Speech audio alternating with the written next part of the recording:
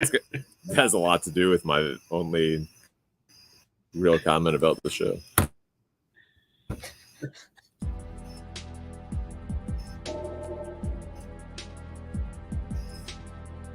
You'll get it later.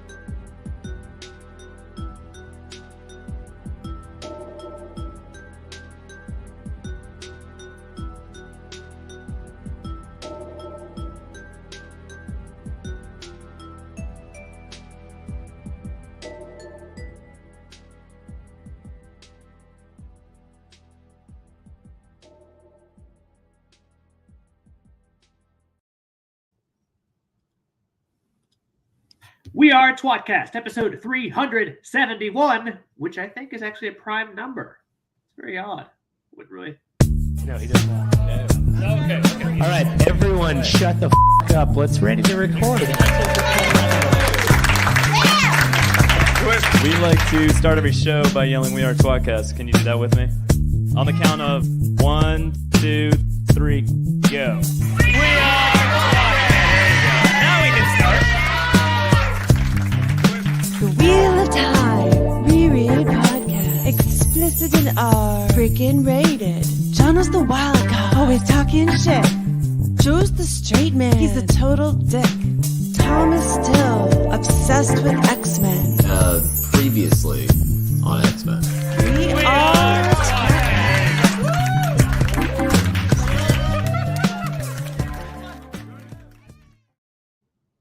You're viewing tWoTcast, the Wheel of Time Reread podcast. I'm your host, Jono, and with me is Joe. Oh. Hi, Jono.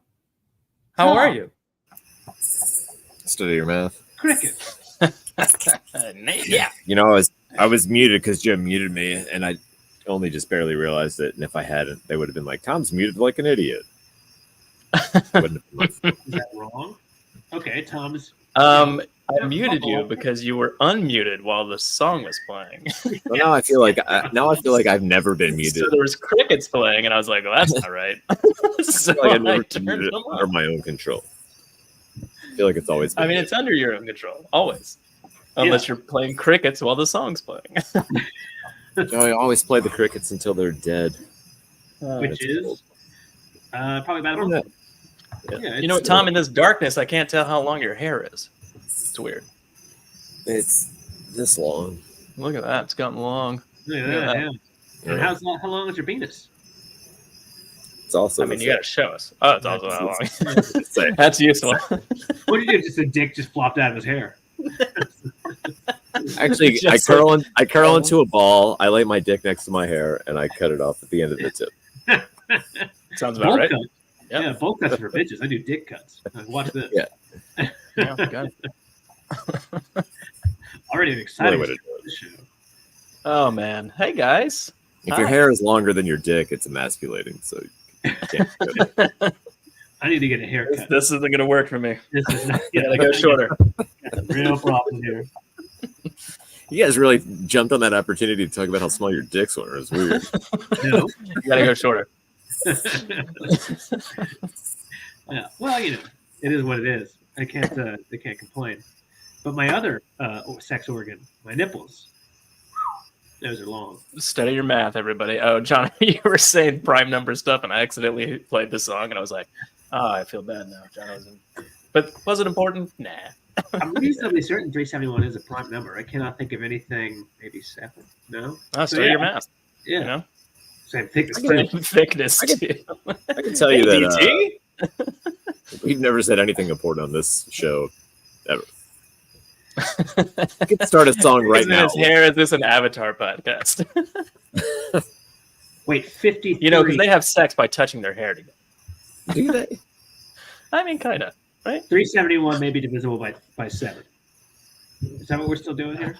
Let's stop trying. What if we did that? All right, good enough. Yeah. Good day.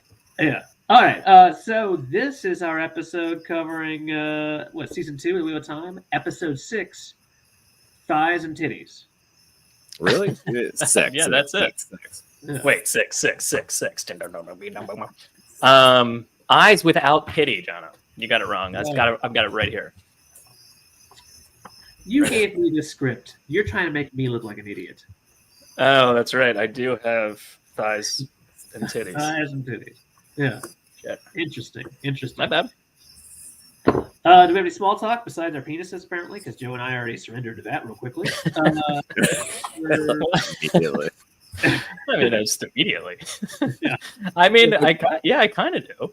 Okay. Lauren was watching. I make my dick as long as my hair. My dick's real small. My dick's real small. Like, all right. I gotta cut my hair. We get it. Jesus, calm down, guys. Self-deprecating humor. To just Yeah, Tom. It's called self-deprecation. Come on. What's wrong with you? Yeah. Sure. Sure it is. Yeah. Lauren started watching the show finally. What show? She was out of town for the first 3 episodes, so she's been taking forever to catch up. And she got to episode 3 with the Sean-chan and Uno on the spike, and she called Uno immediately, and she knows he lives, so I thought that was weird that she's immediately like, Uno's gonna die, and I'm like, why would you think that? And then they build him in front of the spike. She's like, they're gonna put him on that spike, and I was like, oh god damn it. But also the whole time was so funny because she's aware of the Sean-chan and knows who they are, but the whole time she's watching those scenes, she's like, who the fuck are these people? Just not confused, but just fuck them. What are they doing? Why are they so mean? Where the fuck did they come from? Do they not have wheels? Why are they carrying that big thing? And every comment was so funny. I was just dying laughing. They're from They the not figured area that part. part out yet. Yeah, no wheels over there. No wheels or forks. It's just Yeah. chopsticks and people carrying things. No, those chopsticks are actually from Terabon. This is Sarah. Oh, my bad. Cut that. Sorry. Cut it out. Cut that out of the show. Cut that. Yeah. So the other thing that she eagle eye viewed, which I was like, this is the greatest thing that I've ever seen, and / I didn't see it, you did. Good congratulations, because Cho Chang is in the show, Yeah. and we always made illusions that Hogwarts is the White Tower, 100%. and this is, as we know, the Time Turner from the Wheel of Time, Holy shit. and this is around Leandrin's neck. She's using the It looks time just for- like it. And Leandrin has a fucking Time Turner on. This is fucking amazing. She's You know, like, we always- why is Leandrin wearing the Time Turner? I was like, what did you just say? I'm pausing this. Anyway, look. we always say She made that some amazing comments. everything's a ripoff of the Bible. Have you seen that show, God's Favorite Idiot, on Netflix? I watched a couple episodes. I didn't get quite as into it as I Yes. wanted. They actually kind of allude to the idea that the Bible's a ripoff of Harry Potter, and then they cast a spell of protection on their house against Satan, and they're explaining it, and they're like, "Oh, you Harry Pottered it?" And they're like, "No, we didn't Harry Potter." And then like they just stopped. They're like, "Yeah, okay, we Harry Pottered it." And then They're like for like, the "Shit, rest Harry of the Pottered it." season, anytime they have to do it, they're like, "Hey, just Harry Potter this place so nobody can get us." They won't stop saying it. Like, Just Well, Harry you guys, Potter they're this an idiot, place. by the way. but if we're doing wise reactions to the show, my wife cut the last 10 minutes of the last 2 episodes, but tonight she cut the last 10 minutes and she had something to say. Like, Joe, do you have a picture of Rand from the end of the episode? Or somewhere near the end? He hasn't loaded it yet. Oh, you know what? Not pulled up. What are you looking for? It just doesn't matter. It really doesn't. Oh, okay.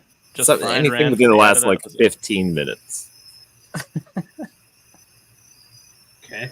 The idea that I have this well planned is hilarious. Well, I'm assuming you've got one somewhere in there. Sure, you got that Man, yeah, mustard I've got one. ready? All right, I've got one. Here's Right, one. let's see that. All right, hold on. Well, Is it- keep talking. I'll pull it up. It's got to load. Oh, okay. All right. So you're one. Yeah, she has only caught bits and pieces because usually I watch it like a little bit in the morning, and then I never end up finishing it until Tuesday night. I get home and I'm taking care of the baby, and she's actually like, so she walks into the room and turns, looks at the TV, and she just goes, "Why is Rand dressed like Austin Powers?"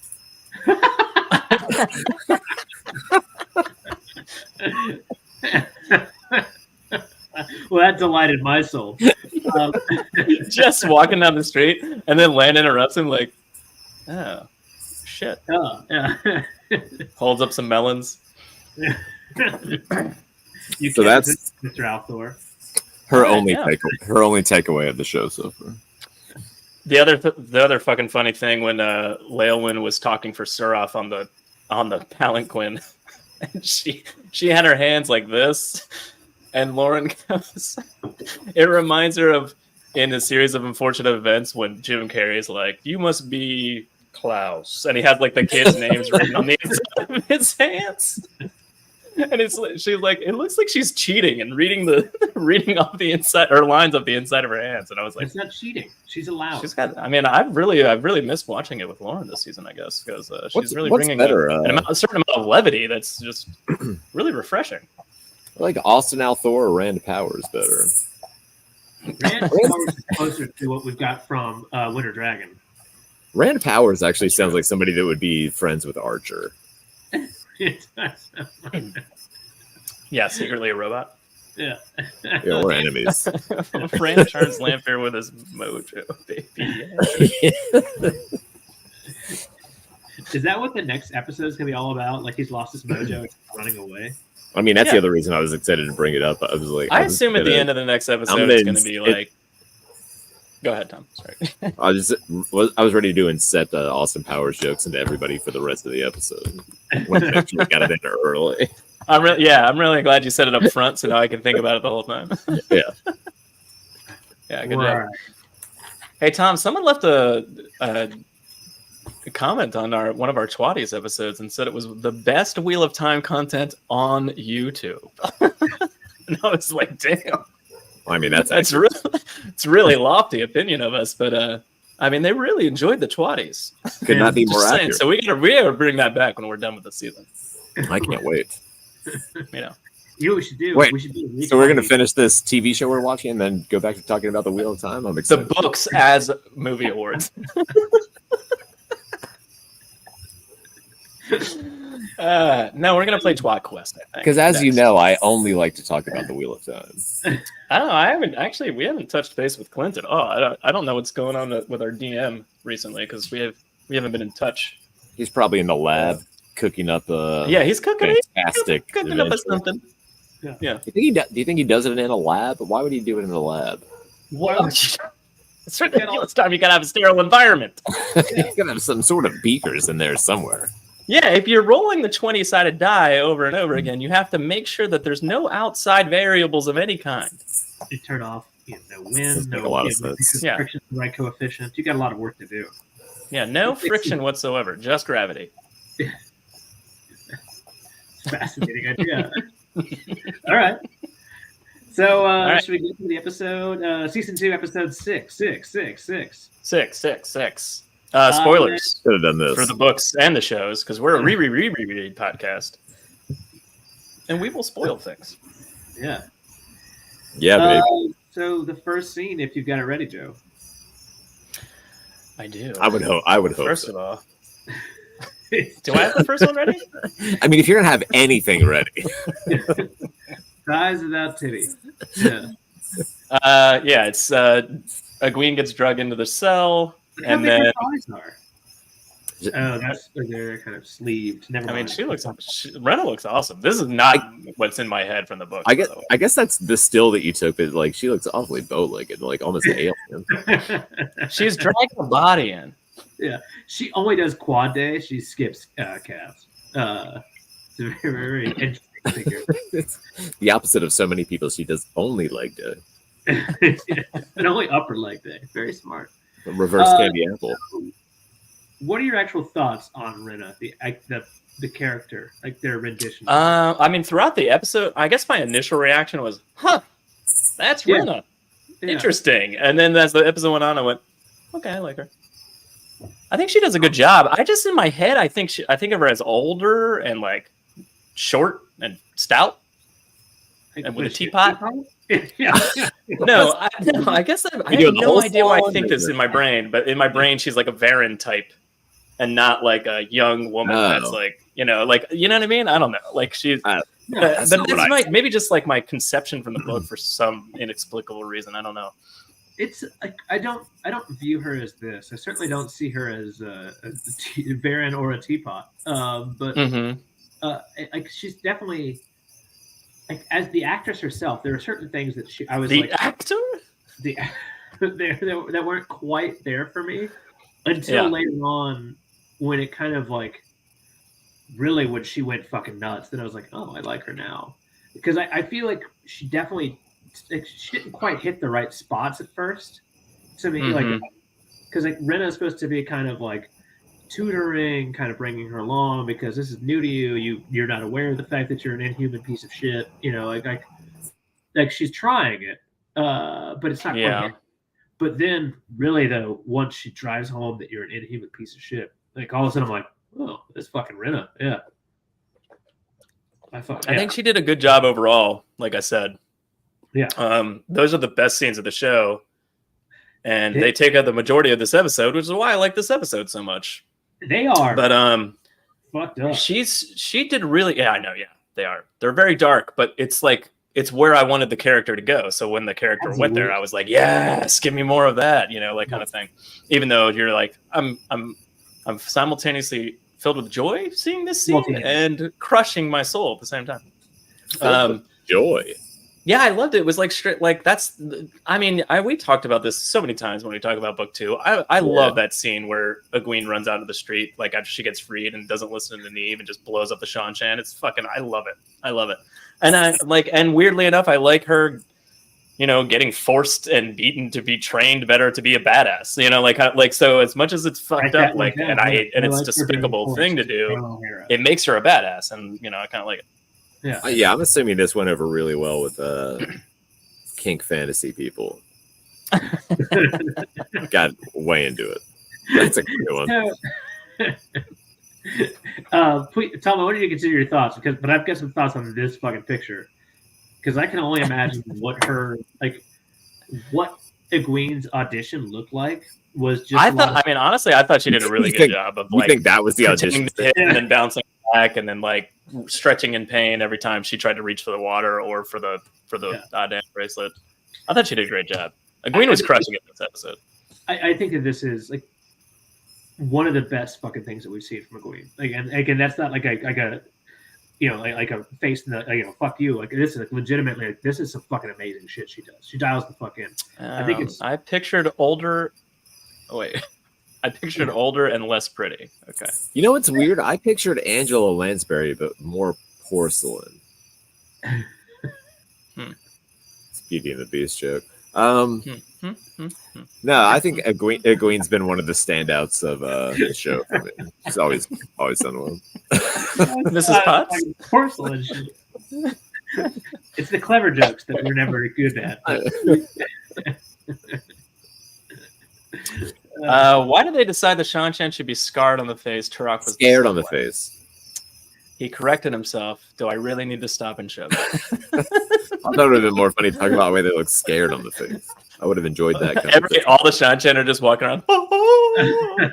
I can't even get into a discussion about why did they decide X, Y, or Z, because I'm just like, I'll just go crazy. That's true. So what did they decide? Let's avoid that for Tom. It does. Why did I decide to have it? I missed the lightning dresses. To me, the lightning dresses would have been pretty. Look at this. Noman Garden with the description. Long dark hair and big brown eyes. Who is pretty and perhaps as much as 10 years older than Nynaeve. Just like Angela Lansbury. It's very close to the description of describing the woman in the show. That's out of context. It doesn't have the sentence that follows after that. It says kind of like Angela Lansbury. Yeah, short and stout like a teapot from Beast. Come on, Noble Garden, a little choosy with your. And she punched her kid in the face, and he has a chipped tooth. I mean, if you're cherry pick quotes, but not include the relevant parts. It's a little unfair. I guess. Yeah, you're gonna make us look dumb. And read between the lines. Yeah, just a little more. There's always a little more there with Robert Jordan's text. But again, overall, I think this is pretty fucking cool. And again, we'll get to more shit here. I think that they do a lot of good stuff. I don't like the dungeon scene necessarily. Yeah. I don't like the dungeon background. We're looking at a spinoff here. But I think that they do a good job pulling so much of the real shit from the text. It's bizarre that they pulled this much. She can't even hit her. I thought it was great. She tries to take off the collar. That causes pain. She tries to hit her, it causes pain. Tries to get the bracelet, causes pain. The fucking just fantastic. As the picture is a scene later, but just awesome. But again, I'm just kind of overall, this is one of the most faithful fucking adaptions. It's a bizarre place to start for it because it's incredibly she does this weird hand puppet, which we all know is the book too.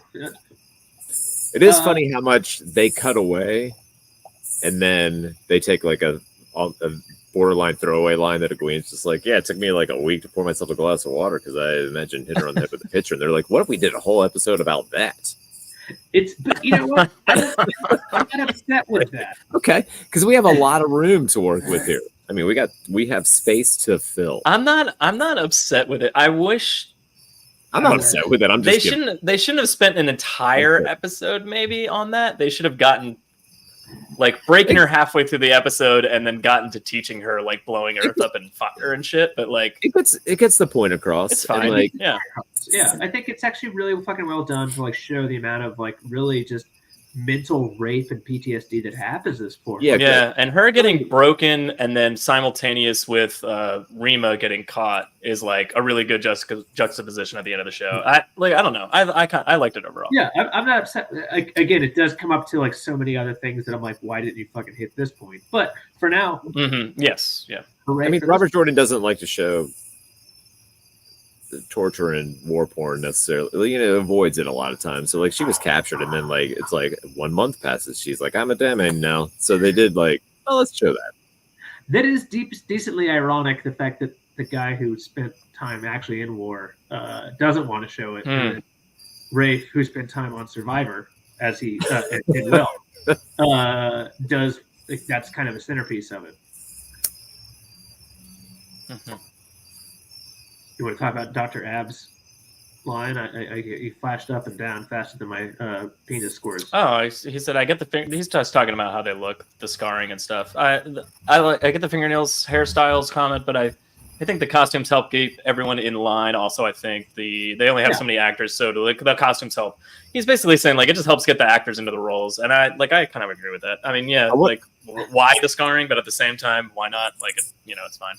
I do wonder how purposeful all of that is, and how much it's just to make them look, quote unquote, other. Be interesting to find out later if there's rhyme or reason to any of it. Rhyma is someone different. Yeah, she's the yellow Aja in this episode. Yeah, that was fun. That was fun for me too. I really enjoyed that. It was a good time. Yeah. All right. So that's our first scene. All right, we get Lanfear and Rand briefly in Tel'aran'rhiod. And then she basically says, I've been protecting you. And he's like, fuck you. And then she says, where are your friends? And he's, kind of thing. And he's like, basically the whole just is Ishmael's been fucking with you and I've been stopping him from fucking with you. You don't even know how much I've been helping you already. What do you think of this outfit? I just don't understand. She's like, look what I wear in the world of dreams. I'm like, what? What is this? I think it's fucking cool. I mean, it looks cool. Everything looks cool until you really think about it for a minute. I think that's kind of the point. Maybe if it had shifted like within the scene, it would have made more sense. Like it would just like morphed and changed into a different dress, and she was just constantly like, changing what was on her body and around I don't know. her. Honestly, that would have been pretty cool. It's out of character, but it was a little bit of a waste of budget, probably. But I think that's kind of what they're getting across. They're trying to make it fantastical and seem sort of otherworldly, like not realistic.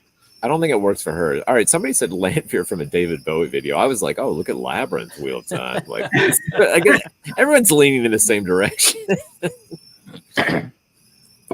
Shadow bonnet. I don't know. You know what? My first thought, Tom, or Jono, like the millisecond I saw her, I thought Mogideon. Because it was just like the way, and I know it's like a crescent and it's kind of moon, which is like her thing, but she's not wearing white. She's not wearing silver. Like those are her things from the book. Yeah. So she's wearing all black and it's lacy and it just felt spiderwebby to me. And I just immediately thought of Mogideon. A lot of straps, a lot of work for Rand if he wanted to fumble that off. Like that's not really a lot of straps. No, John. It's the world of dreams. It can go away right away. Oh yeah, she just snaps and it's gone, John. Come on, don't be silly. Ideal woman. I mean, Rand was strapped to that wheel, and she just snapped her fingers, and they unbuckled. I mean, again, a lot of that kink porn is or kink Spanish, as Tom had said. I'm proud of him. He's in great shape. Yeah, good job. Yeah, keep it up. Yeah, it must be nice being young. Get more ripped. Yeah. So anyway, Secret Star, Ram Star, Pop Star. We got Rand wakes up and talks to Moraine, and basically he's just like, I gotta go, kind of thing. So I've got some questions here. Mm-hmm. Obviously, I kind of liked a little bit of what was going on. It seemed like Moraine really kind of just threw him to the fucking wolf and said, "Good luck to you, man." And I don't know. I think this is going to be. So that's what I was going to ask you guys. And finish? No, it has relevance. No, go ahead. But to me, I think the biggest mistake here is that like when Rand leaves, he doesn't. Yeah, he's only slept for like an hour. Clearly, he probably should have slept more. It's fine. You get rest in the world of dreams too. We know that. And he doesn't pack a bag really. This to me seems like a pretty big. Pack a bag. Maybe he packs a bag. This seems like a big oversight to me. That's we see him leave the bedroom, Jono. We don't see him leave the manor that crouched like a toad. Maybe he has a go bag somewhere. Yeah, he's got a bug out bag. He just smashes the window and then he rolls out the window with a duffel bag. Came out from under the table. No one even knew it was there because it was duct taped under the table. That's it would be insane to be the Dragon Reborn and not have a go bag. The scene at the end where Lan confronts him in the street should have turned into him like flipping a cart over, grabbing a bag, and just running up the side of a building. We gotta go. Where else? A go bag is not a term used enough. It's amazing. But anyway, your thoughts on Randall Powers? I think there's going to be, and I could be completely wrong, but my inkling is that there's going to be more to this scene in the sense of like season 1 when we had that like scene of him and Moraine concocting like a scheme and then like leaving in the middle of the night. Like I think there's going to be more of like they have more of a plan here than they've shown us already, and it's going to be like concocting. Concocting? What did I say? I probably said that. I probably slurred my word. I'm a drunk. Do you guys have go bags? Yeah, it's called a condom. Wearing one at all times. Like 100%, yes. It would take me half an hour to go through the desk to find my passport, and I'd ask Lindsay where it is, and she'd yell, "I've told you 1,000 times," and then it would be over already. And then you'd die. You're just going anywhere. First of all, you don't take your passport. Yeah, like you're you do if you have time to get it, but it's not. You actually go bag. You take your passports. Multiple. Oh yeah. Many those Tom are in a safe deposit box in another state. Oh my god. It goes so far. man's thinking. Yeah. I'm not actually going anywhere. Yeah, you're not. The bunker that I built under my backyard. When shit goes down, Tom, I'm gonna die because I've got 2 children and a wife to protect. So it's all over. One of the zombies is gonna get one of them, and I'm gonna have to put it down, and then I'm gonna blow my breath. Grayson's already great. Yes, Joe. It's all about self-preservation. If you're not just ready to leave everything behind at the can't do it. Hat. Can't do it. Love him too much, I guess. Son of a bitch. Well, you'll really help him out when you're dead, dummy. It's a dream desert. Oh, plus back in the desert, she must have been melting. They're talking about her clothing. It's a dream desert. Lampier is jealous of Moraine because to her, Moraine is barely legal. Damn. I thought that was an interesting aspect of this episode, but we'll get there, I guess. Yeah, what are you fucking around with this 80-year-old chick? Bart packed him some choice buttered sandwiches. I can't wait I can't wait to get back to that guy. Because there's so much. Drav's bringing up a good point here, and this is one of the main reasons they say Dragon Reborn twice in separate moments, referring to him. I was like, what's happening? Are they hearing my rants? Are they somehow going back in the ADR and post and fixing it? Yeah, they went back and they did some pickups just to make you happy. Yes, but I hope so.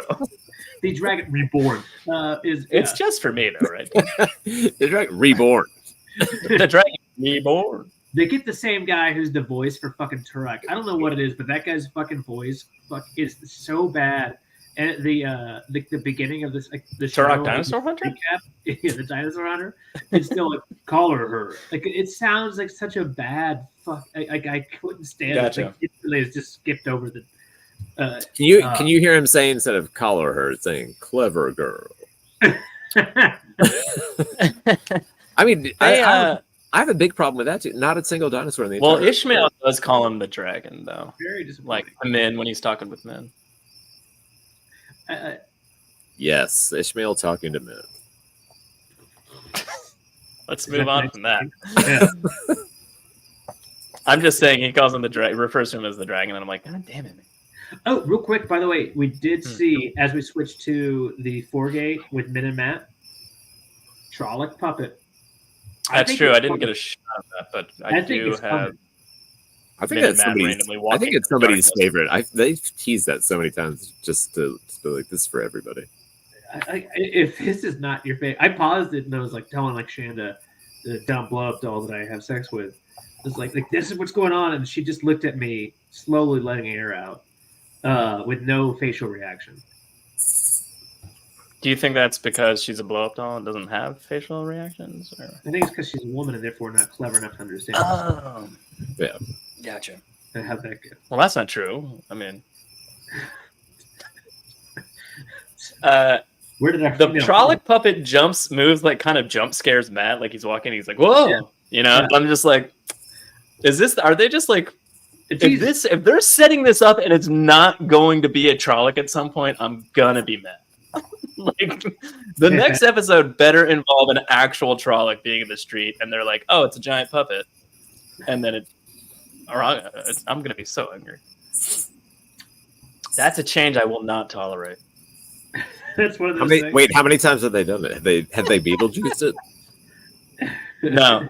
Are they two times now? It's 2 times now. That's a great question. The third time better be a real Trolloc. You can't do it more than 3 times. Well, it's 2.5 because there was like a weirdly small puppet show where there was a mirror troll but they were like hand-sized puppets. They weren't like streetwalking puppets. That's the count. I mean, it was a Trolloc puppet, Tom. It counts. It counts. Still counts. In the scene where the big Trolloc jumps out and gets one of them, a little baby, like toddler Trolloc is going to jump off the puppet stage and start attacking them. Maybe that's Beetlejuice with like Chucky style. Or by the way, mini-me. Nobody say that again. I've already said a choice. I don't know what you're talking about. Me neither. They're saying think of him as loose, so they would call him the dragon. Don't justify it. Wyatt Man Wilds. I do love Wyatt Man Wilds as a name. I have mixed feelings on that. I'm not upset with But who would commission a Trolloc at this point? No, that's true. Commission a Trolloc to do what? I assume be a fake puppet and run through the streets of Carian. What if actually commission a Trolloc to like do plumbing on your house or something? Well, that was a Myrddraal and a dragon. I stand corrected.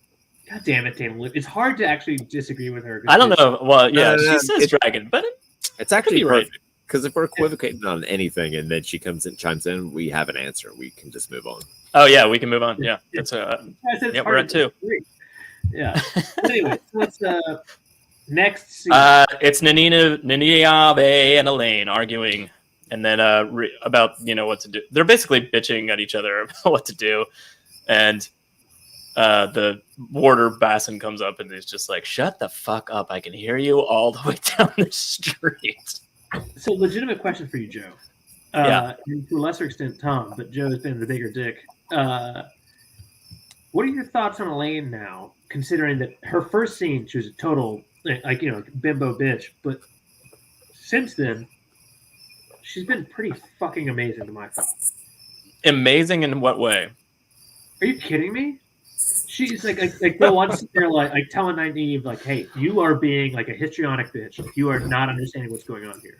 You are you're the one who delivered us here. Congratulations." I think she's like almost like word for word, like how she's written in the book so far. Yeah, I think we always found Elaine even likable in the first 2 to 3 first like 2 to 3 books. Yeah, so I think she's doing a great job doing that. I think there's hints of what I will despise in her later, and they're doing a good job of showing that as well. But right now, I think she's doing a great job, and she's just like Elaine in the books, where she's calming Nynaeve not Egwene currently, but like calming Nynaeve and Egwene down and making sure they're not stupid. And I think she's doing a good job. I think she's fantastic. With little hints of egocentric, I'm a princess, daughter heir thing. Yeah. All right, and then Rima comes up here. Why are there Rima enters and basically says, like, "You're lucky that my warder saved your lives. Like, you're both stupid. Like, shut the fuck up, or you're gonna get caught. And here's why you're gonna die." Kind of thing. And this is where Nynaeve tells Rima about Leandra being a dark friend. Mm-hmm. This is one of the most lacking. It's not like they've sworn the oaths, so it was kind of weird that Rima was like, sounds legit. You should get on a boat and tell the Mirlin that. What the what? You're so ready to believe this random accepted you've never met, that's nowhere near the tower inexplicably. And then their only explanation is like, "And Aes Sedai brought us here. She must be a dark friend." And then she's like, "Shit, the Black Aja exists." Instead of going, "Wait a minute. You guys are kids, and I don't fucking trust you." Kids are stupid. Kids are stupid. This to me is like one of the most perplexing. Like, what the fuck's wrong with you, Rima? Rima Sedaya? Like, this is bad. Oh, she is wearing a wisdom belt. That's you're right. Yeah. So she's been dispensing drugs. Rima is what an Aes Sedai should be. Honestly, that said, her depiction of an Aes Sedai and warder pair was with with her warder is great. I thought they were awesome throughout the episode. And it did truly feel like this is a random Aes Sedai and her warder from the books. Like, I didn't even like question it for a second. He acted exactly how a warder should. Like, he was protecting her and doing certain things. I don't know. There was a lot going on there where I was just like, wow, they got a lot across in the warder Aes Sedai bond and like what it meant to be those pairs in that span of time. I love the fact that the most archetype Aes Sedai pair we find, Aes Sedai warder, is a couple that barely feature in book 2. And I think later on too. But like, it's a little frustrating. It's not the first time somebody is barely featured in the books that's been like a primary example of like why they should get something across. But I think that I fully agree with you though. Like jokes aside, like this really is the relationship on what it is. He's a badass, but he's also can like look like a menial servant when he needs to because no one stopped them. She's like.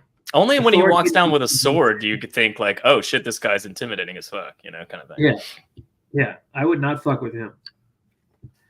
But I am still just like, why did you not ask for proof of what really should be one of the biggest relations? I mean, there's no reason not to believe them. I'm not saying that. I'm just Yes, saying, there like, is. There are a bunch of fucking it's a untested girls. huge accusation to make. Like, it's the weight of their accusation is not given. But there's no proof offered. The treatment that it should be given. Like that. Like that to me, needs to, like if you want to fucking like again, I really like a like lot if Elaine and Nynaeve said that to an Aes Sedai in the books, like that Aes Sedai would go up to Leon, like would just not say anything, wait 6 months when they finally track to the tower and be like, Leandra and these 2 children said something bad about you. Like they would, you know what I mean? Like, well, this happens. Like there's a couple times where this happens where they say you can't make these type of accusations, child, without proof. I forget who actually says it, but that's I think it's a really direct quote. And so again, you can't make these accusations without proof. That should be par for the course for literally anything. But good enough. Yeah. Next scene. Christian Rapper said, "How do you like the name of the girls inept as heck in foam?" I mean, they make them inept. I mean, I feel like they're doing what they were doing in the books, right? No. So in the books, right, Elaine has a shit. Then how I said I help. Yeah. In the books, Elaine's got like a lot of coin, so she helps kind of do that. At least for a few weeks, because they have to survive there for a while. They're able to survive on their own for clearly weeks and or maybe a couple months, like kind of doing stuff. They learn the entire culture, at least to like an extent of like how to hide, where to hide. They, grab. Like they figure out how to. Like, they're the ones who learn where to touch the fucking collar themselves. So like, and yeah, no, I know. Yeah, you're right, and that makes sense. But you know what she does? I don't think it nerfs the girls in terms of like how strong they are, because I think we're about to see them be cool in the next few episodes, like freeing Egwene and possibly Mygan, the blue Aes Sedai Aja sitter. But not necessarily. Well, Rima becomes Pura in the books, right? If I'm not mistaken. Right, that's correct. Yeah. So she doesn't get freed. Presumably. Well, I mean, not that they're sticking close to the books or anything. But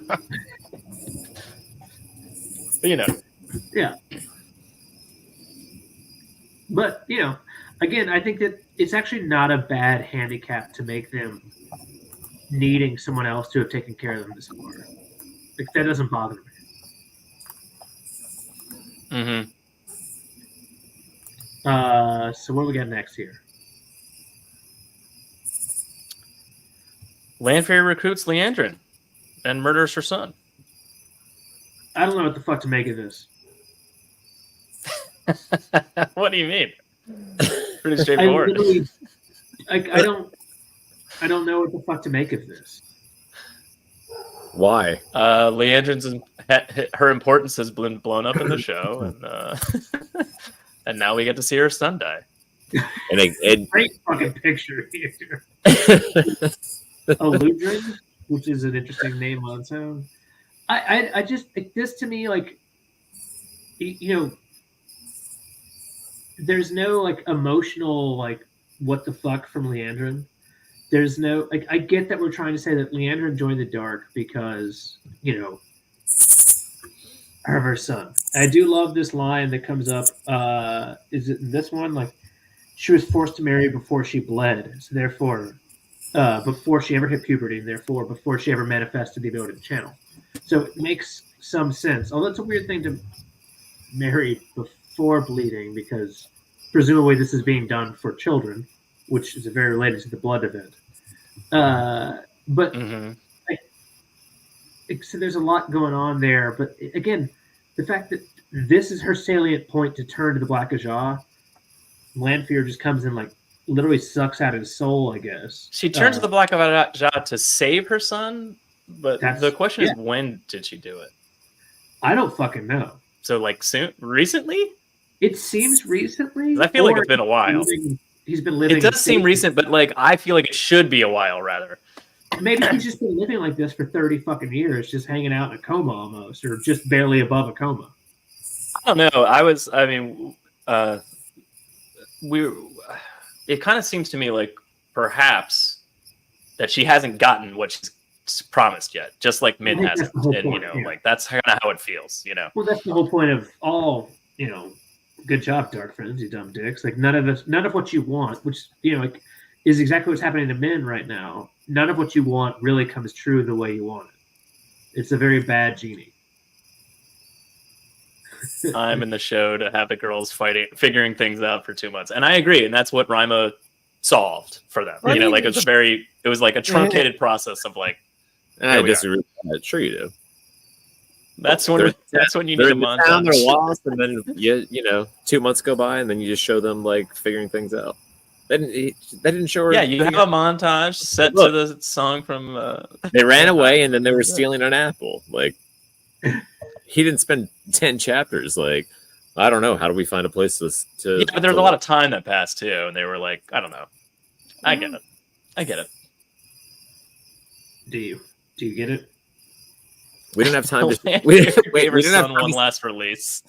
We didn't have time to spend all that time for them to figure out how to live there, but we had time to make almost an entire episode about nothing that happened in the book. My problem with the show right there. Problem with the show.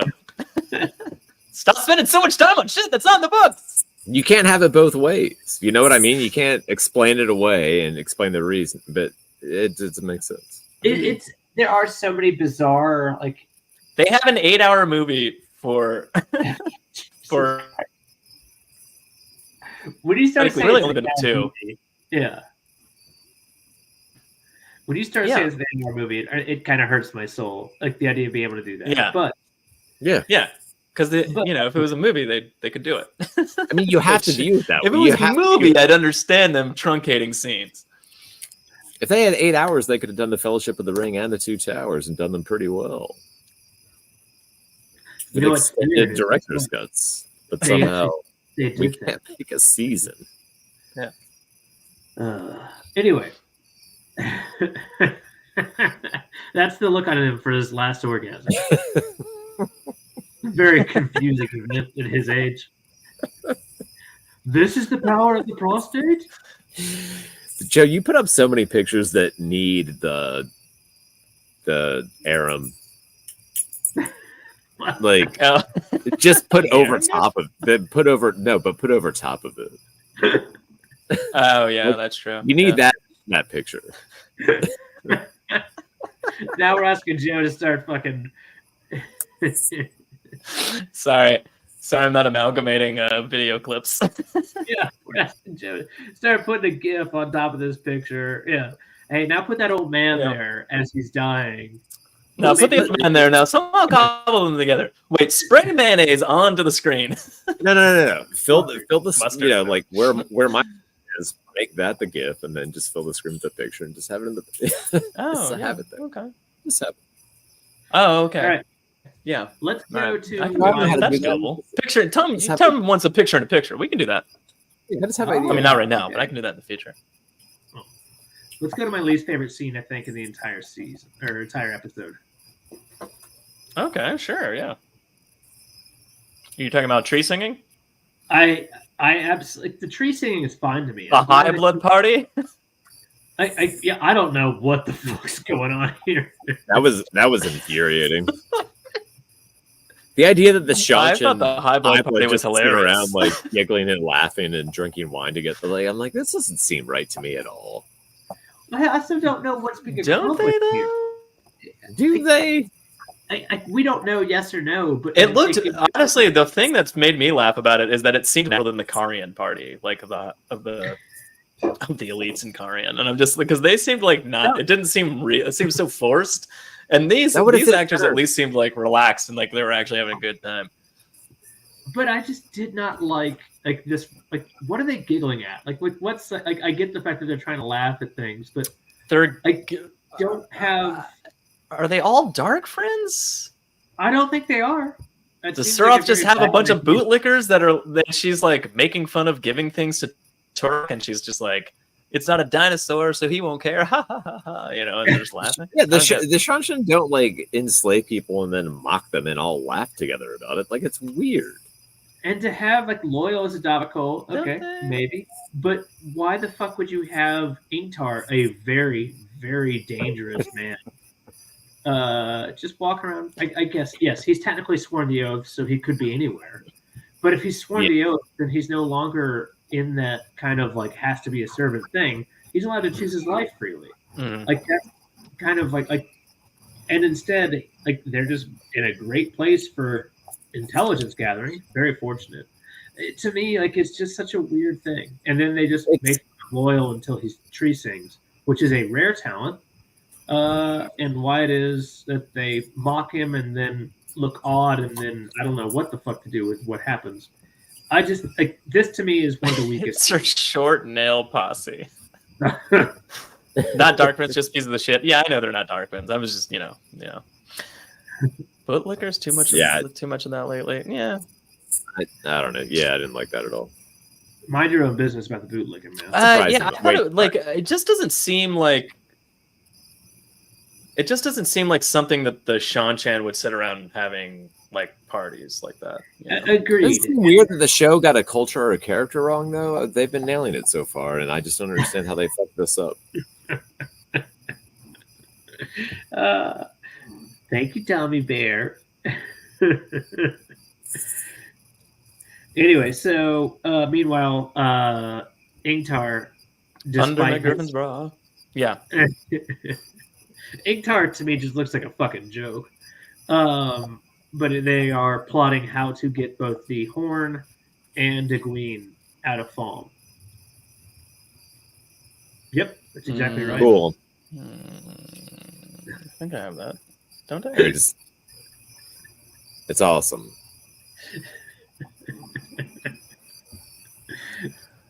Is it awesome?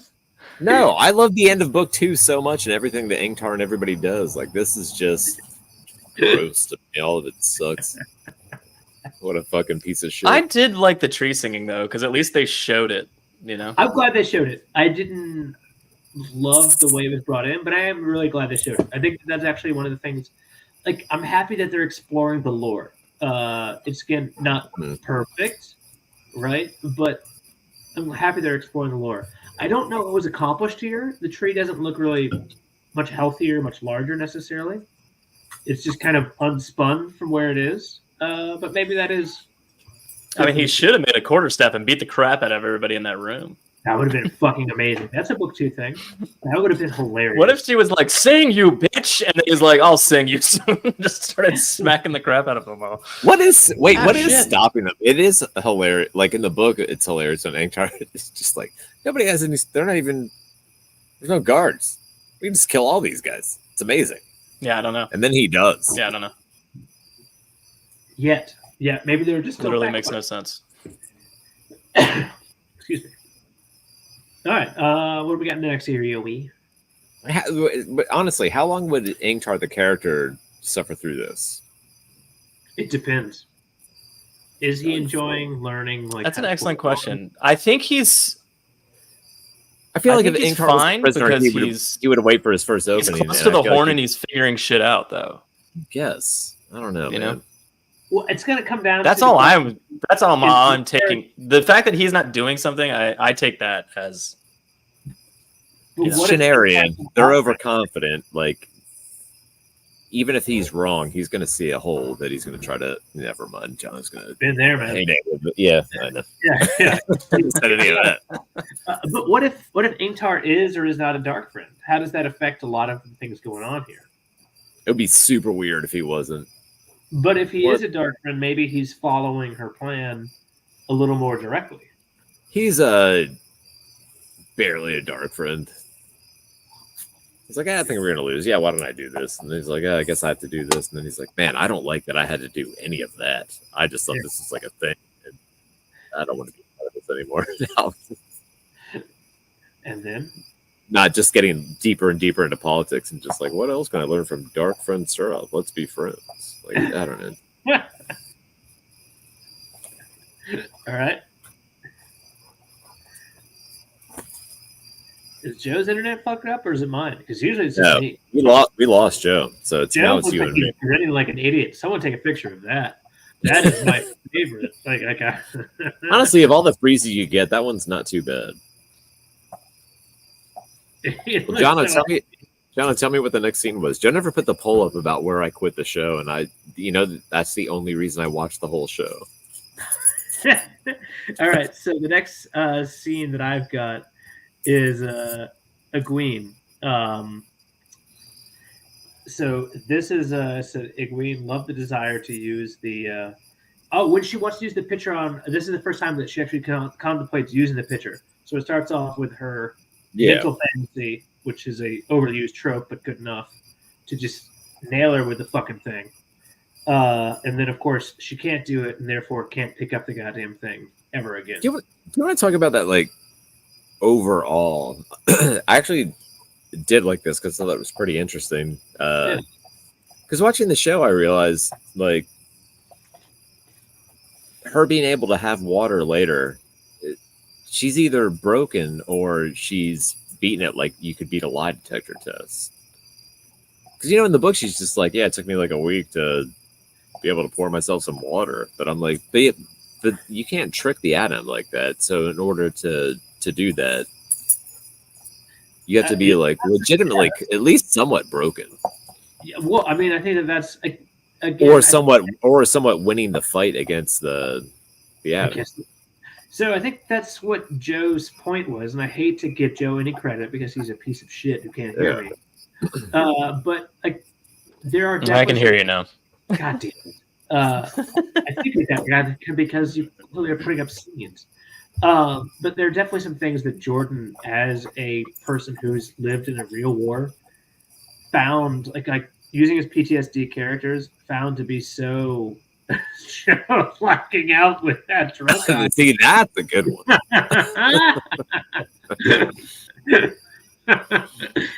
Found to be so didn't want to do it. It was like upsetting to him. So he skipped over a lot of shit. Yeah, having it spelled out for you in the episode was actually interesting, just because I was like, oh, Egwene doesn't get defeated, but like in order to pour yourself water later, I guess you have to be somewhat defeated. Yeah, 100%. She's not on the road. She's not on the road to beating the thing. Like if you remember, there's a scene where Min comes in. She's not George Costanza. It's not a lie. It's not a lie if you believe it. Yeah, there's a scene where Min comes into the to the things in book 2, where the Aiel are, or not the wow, Jesus Christ, where the Demani are, and Egwene tells her that she had found a mine using it's an abandoned mine, but like how important it was, and that she was going to be shipped away, and that she'd been given kind of like a commendation pretty much, and like how important it was, and she had realized that she had pretty much started to lose, and this is when she mentions the name of the fucking the other Aes Sedai who was there, not maybe it's Pyrrha, but she gets the name wrong, and realizes hold on, the amount of just mental trauma that's going for all of them, right? You are being broken. The only difference here, like from the book, honestly, is they're writing out something that was only referred to. I think this is not the worst and thing. Elena and Nynaeve knowing Rima, which they did not. But like other than that, like it's pretty spot on. This is spot on. Like this to me is fantastic writing, and it's fantastic like translation, if you will, like from book to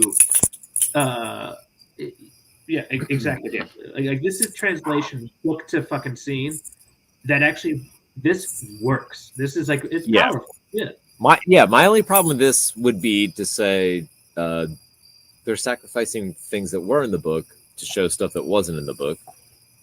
But I also feel like it's great that they showed it, just because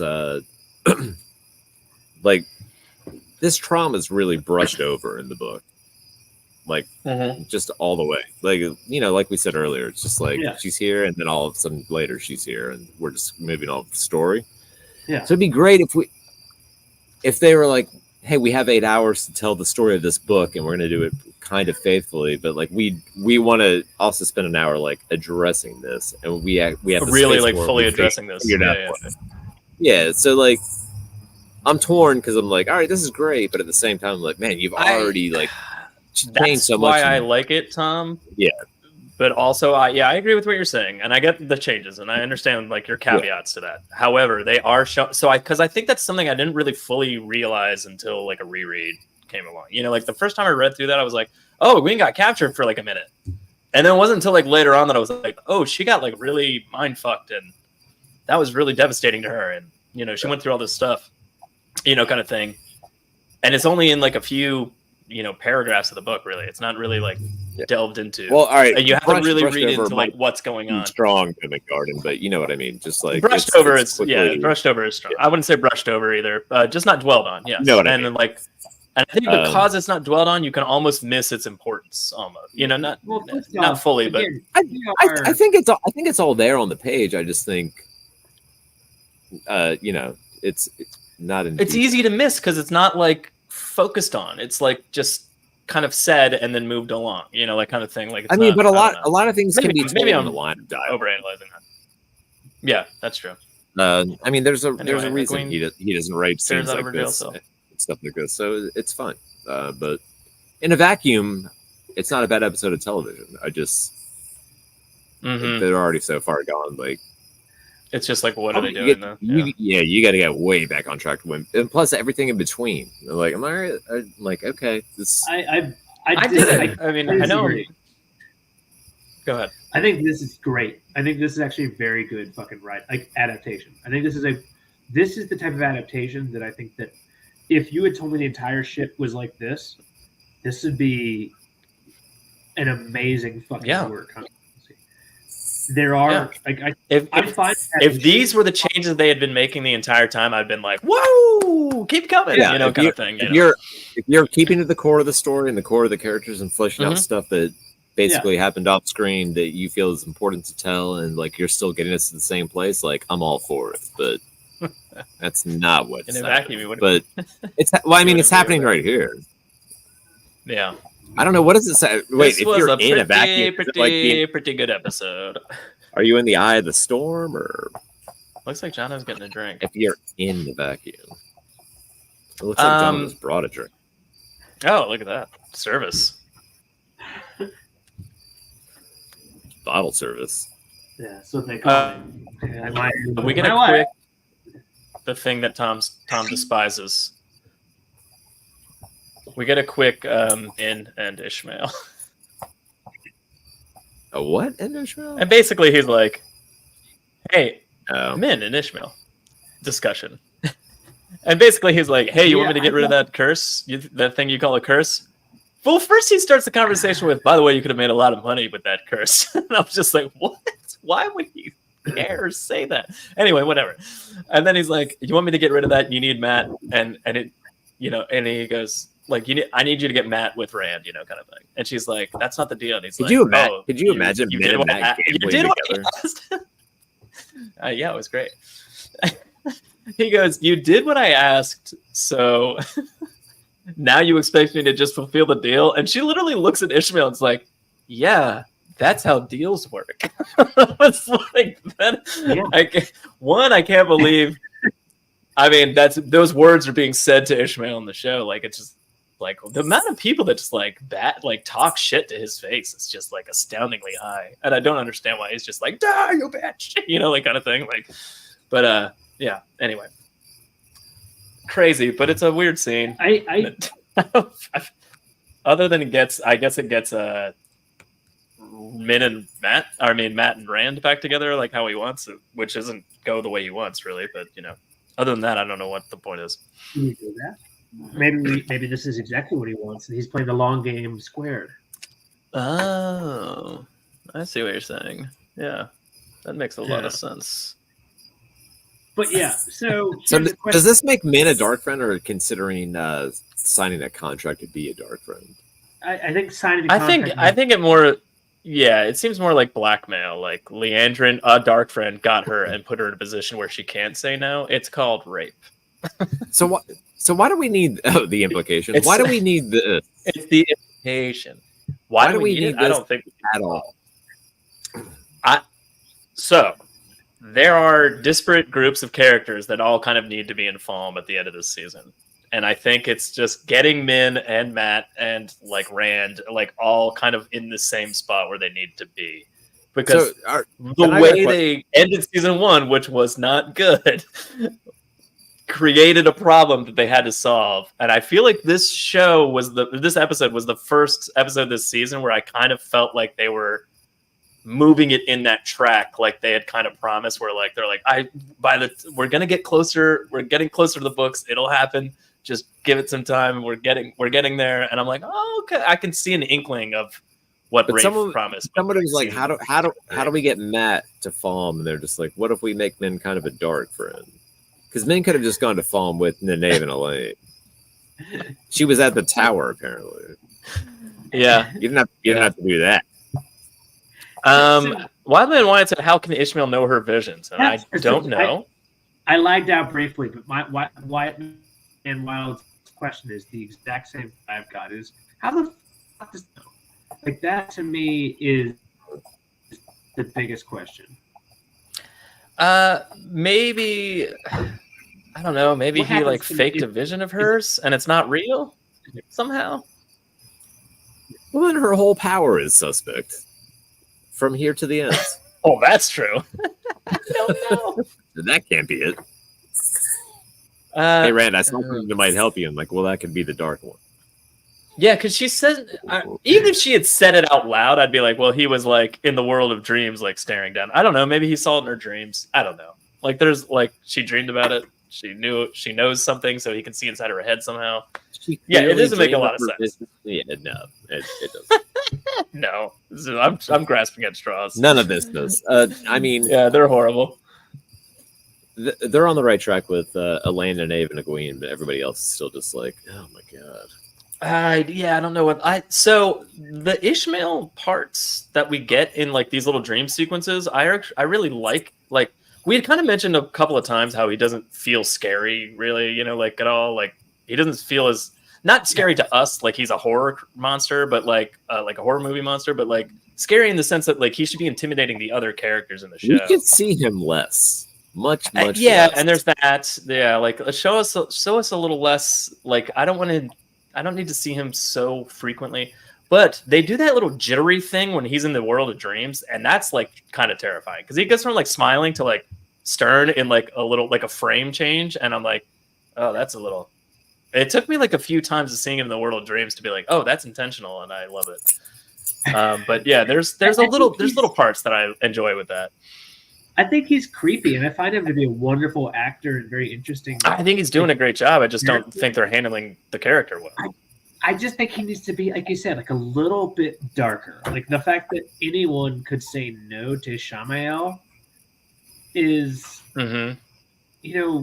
again, this guy could burn you out of the pattern tomorrow, today, next, like any fucking time. He could torture you. He could turn you over to be fucking raped by Myrddraal. That happens. He could turn you anything. I mean, I assume they're trying to show the historical, puppet masterness just on screen now. Yeah. But it's not going well. So it's a good question, right? But he's never, so as opposed to the books, he hasn't been released. Like in the books, he created the Black Ajah. He did, he's an Arthur Hawkwing, Arthur's son. He did a lot of these things, right? I miss Tom. That's a good comment. We'll circle back to that, DD. The one thing they right? Yeah. Oh. Should have cast Tom Elliott or Sam Elliott as Tom, and then Rafe would have been like, "Well, I mean, if you have an actor like Sam Elliott as Tom Maryland, you can't." Yeah, you can't not have him in the show. You got to have him in the show as often as possible. You got to keep his interest. Maybe. They needed a way to get Matt back into the story, and Min is the best way. I agree. Dan, you're trying too hard. She tries all the tries. Too hard. Noman Garnetson noticed that Lanfear doesn't have those glitches. I'm kind of like, yeah, that's true. I don't know if that's purposeful. I think Ishmael's trying to be creepy, or maybe isn't entering their dreams the same way. Well, he's also supposed to be somewhat mentally unhinged, and she's supposed to be a master. Yeah, I think it's kind of showing like a little bit of like, I don't know. Yeah, unhinged. How Jono's frozen. He should have given Min a purple nurple when he told him no. Ishmael is acting like Morden, in my opinion. Is that a bad thing, though? Like, necessarily, you know? That doesn't bother me that much. Like, well, they already kind of got rid of Fire Eyes in the first season, so it's like, why not? Like, you know, it's fine. They're probably not gonna, like, just like, he was never in the boar, and he's been alive for a long time, and he's kind of like fucking crazy, and then he dies. Well, he was in the boar, like, ran free in the last season, I guess. He's basically, Jesus ran in last book. That's Ishmael's version of when he becomes Morden. He's devilish. Like, he's devilish. Wait. I'm super chill, and I know what's going to happen. I'm into it. Let's go. It needs to be a little more off the wall at the beginning. Dana Lou said we get a flash of Ishmael's menace when he asks Lanfear if she is going to betray him. And I agree with that. Their scene together I thought was really good. We kind of glossed over it last episode because we were laughing about fake Rand in bed with Ishmael. But their conversation is kind of like, one, I mean, it told us like the names of several other, like, you know, Forsaken that are going to be in the show. So that was kind of cool. But like, two, it just like, their back and forth was very like telling, you know, kind of thing. Like, she's like, I'm on your side for as long as I want to be on your side, kind of thing. And I was just like, yes. So Lanfear is not going to disappoint. Good, you know, kind of thing. That's kind of what I got from that. Oh, where are we? Forsaken Temple. Forsaken Temple. I heard them say those words, and you're like, oh, this is the Temple of the Forsaken, and Tom's like, I'm turning this off now. I actually did turn. I did turn it off there. Yeah, I have to come back to it later. It's the worst scene in the whole show, in the whole episode. Forsaken Temple. I'm out. Also, it's so weird. It makes no sense. I don't know. It just makes no sense because, like, are you Darkfen Land? The whole, like, what are you doing? The whole where are you going thing? And I'm just like, you just had a conversation. Maxim just had a conversation with Land last episode where they're like filling up water, and he's like, hey, just so you know, just because the bond's been taken from you doesn't mean you can't, like, survive like that and find your way back to Moraine. He's like, I did it, you know, kind of thing, and he like walks off, and I'm like, so they're giving him these like messages or this advice, and then he's theoretically acting on it, but because they found like a dark prophecy, they're like, he's a dark friend, and I'm just like, is it really that weird for like a warder and Aes Sedai to have like paraphernalia of like something that they're working on that has something to do with the Dark One or like a dark prophecy? Was that strange? I don't even care about that. I care about the fact that there's a Forsaken Temple. 100%. Well, that not part of this at all. Go fuck yourself with that. Why would a Forsaken Temple not have been destroyed? I agree. It's been many thousands of years. It's exhausting. Christian Rapper said, so Alana and her warder were just faking sex just in case Lan woke up.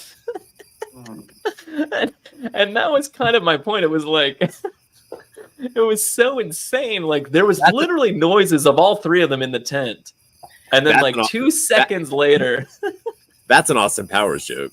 That is definitely like that's some like they're throwing their voice for fucking. It's amazing work there. That's I apologize for my internet. That's shadow puppets of pulling all this stuff out and like it's going up as that. You know, and they're just like Alana's making a flashlight with her one power on the tent. Yeah. Oh, look, they're having sex in there. Fake giggles. Yeah. I apologize for my internet. I'm going to eventually buy a new everything, but I heard briefly Tom mention the Forsaken Fortress or whatever the fuck it is. Temple of the Forsaken. Yeah. I about dropped a fucking log of shit out of my ass. I was so fucking angry. It was the dumbest thing I've heard. Like, it's just like it's pretty dumb. And also, there has to be multiple temples, right? Because obviously, you have to go to at least 3 temples to collect the pieces to get Serpentor back. It just broke my fucking mind. Like this is where like so. There's so much good shit going on in this episode. Well, it also actually kind of explains, like, you know how Ishmael was in a random place where like a seal up above him, and he did the thing, and he brought Lanfear out, and it cracked, and like all the things. It's in Carrion, and he clearly, and it said outside Carrion or something like that. And he chanted, was doing his magical. This chant. is what I got to do a magical chant in the temple to bring it for a second. God damn it! This is. That's true. Warders can teleport off screen. Everything you do. Remember when Lan appeared behind Aneve 2 seconds after she spies on him with his family? I mean, that did happen, and I loved it. Oh man, Jono's frozen. Tom's gone. Wait, I'm not. I'm looking at you. Oh, okay. You seem a little choppy. Yeah, shouldn't be. Again, now I'm on a completely different. I think Tom's just. Well, I mean, I know you're on your phone. Yeah, Tom's just gonna drink. Yeah. All right, let's move on. All right. Yeah. Okay. So temple stupid, land conversation stupid. The thing that I was like, first of all, I don't find Maxim threatening at all. Like when he stepped out in front of Lan, I was like, Lan could kill this guy in like 2 seconds. I'm pretty sure. like I just don't. He doesn't seem threatening. It's just like, where are you going? And I'm just like expecting Lan to be like, get out of the way, and not even try, and just and move on. He's very non-threatening. I felt like this would have been. I feel like this would have been a great situation for Lan to show how much more, like how talented he is as a fighter, fighting the two of them together, not hurting them, like being very obvious in his intention not hurt them. Yeah. And then having Varen stop him, like that. She obviously, because there's no way that Lan thinks that he can hurt them without, like the Aes Sedai fucking knowing, right? They're bonded. So like he's got a very narrow window. Yeah. But at the same time, like it's, I don't know. I feel like there was a lot of like opportunity for this to be a better scene. Like there's some interesting stuff in it. Also, but so the weird thing that that happened in this scene that I found like rather jarring, like the most jarring part to me about it was when like was the weird like black or white situation that they put him in. They're like, you're either tell us the truth or we're going to kill you. Like there was no like, all right, we'll tie you up and bring you back to the tower and we'll interrogate you and like a great sister will talk to you, or any number of millions of things that could happen. It was just like, we're gonna murder you or you talk to us right now. Like, and he's just like, what the fuck? There's no, why don't you just and it's me, Lan. Like, even if you think I'm a dark friend, he even said like, do you actually fucking think that? And they're like, well, no, we don't think that, but maybe we do. Maybe we don't. I don't know. Like their answer was, I don't know. That whole scene was just like, God damn it. What the fuck? Throw this in the garbage. It's a lot. It's again, this is the scene that to me is the worst in the entire episode. I mean, I think. Yeah, it's bad. Yeah. But so he's like, hey, I need to talk to Jono's vid is like Ishi and Tarvalon or Tel'aran'rhiod. What's that? Olbrazir said Jono's vid is like Ishmael and Tel'aran'rhiod. Thank you. First off, I apologize. I'm going to do nothing to change it, but just be irritated. Yeah. No, it's fine. They have totally emasculated Lan. Lan is supposed to be a badass. and that's the fact. I agree with that completely. I've been whining about that since season 1, but so I don't think it's going to change anytime soon. It's so, again, like there are some things that, God, fuck it, never mind. Like I was about to say, like, what book do they read? But it doesn't matter. Noman Garden said, I'm hoping Lan settles down when he gets reunited with everyone. I agree. Like, I mean, just get him back on fucking track. For fuck's sake. I'm fascinated by what the fuck happens in the next episode because of where this ends. Oh, look, it's a fairy Tom. Yeah. So somebody just said, I hope Lan gets back on track. Like, I need Lan to get when he gets back with everyone on track. Like, way more on track. Because there's in the book, there's no 2 warders that would look at Lan and think like, let's take our swords out, we'll fight him, and feel confident about it. Like they would be like, I just don't like how they've been taken. I mean, but they would actually be the quintessential. Everyone's afraid of him. Yeah, they're not afraid. They're. It's like they just treated him like they've nerfed all the protagonists to an extent. Yeah. I Not mostly Moraine. agree. Oh wait, no, they did her too. Yeah, she got some channel. Yeah, I think that actually nerfing all the protagonists is. Well, they already the most Moraine. correct. They already sent Moraine through the red door. Basically, yeah. Yeah. That's what this is. She just, I'm assuming. yeah, she somehow walked away. It was very strange. Mm-hmm. Hey, Moraine has been stilled and she's killed Lanfear. We've got that out of the way. Yeah, we're done. Also, if that's not what that's supposed to be, then what are you doing with it later? Like, why? No, like, if I see that later, I'm just gonna be like, well, didn't I already see this in season 2? That's what it is. Where are we? Where are we? Understand. Oh, we're at dead people. Yeah, so It's just a quick what dream I with think is- Rand. Yeah. Go ahead, John. Yeah, so this is, like you said, Rand and Dream. Ishamael's there showing what his madness will do. I'm fascinated by like this kind of, like, to me, I think one of the biggest failings of this show is making people appreciate what the fuck, and I'm probably lagging out, aren't I? No, you're good. I'm listening. Yeah. Oh, okay, good. It's like that scene didn't move for a second.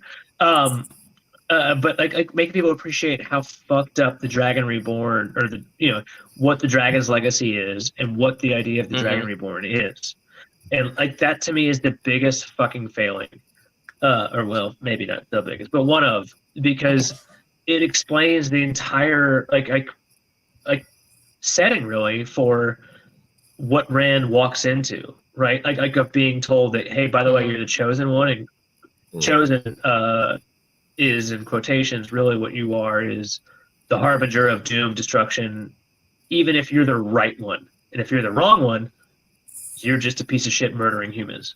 There's no real positive outcome unless you're one out of whatever.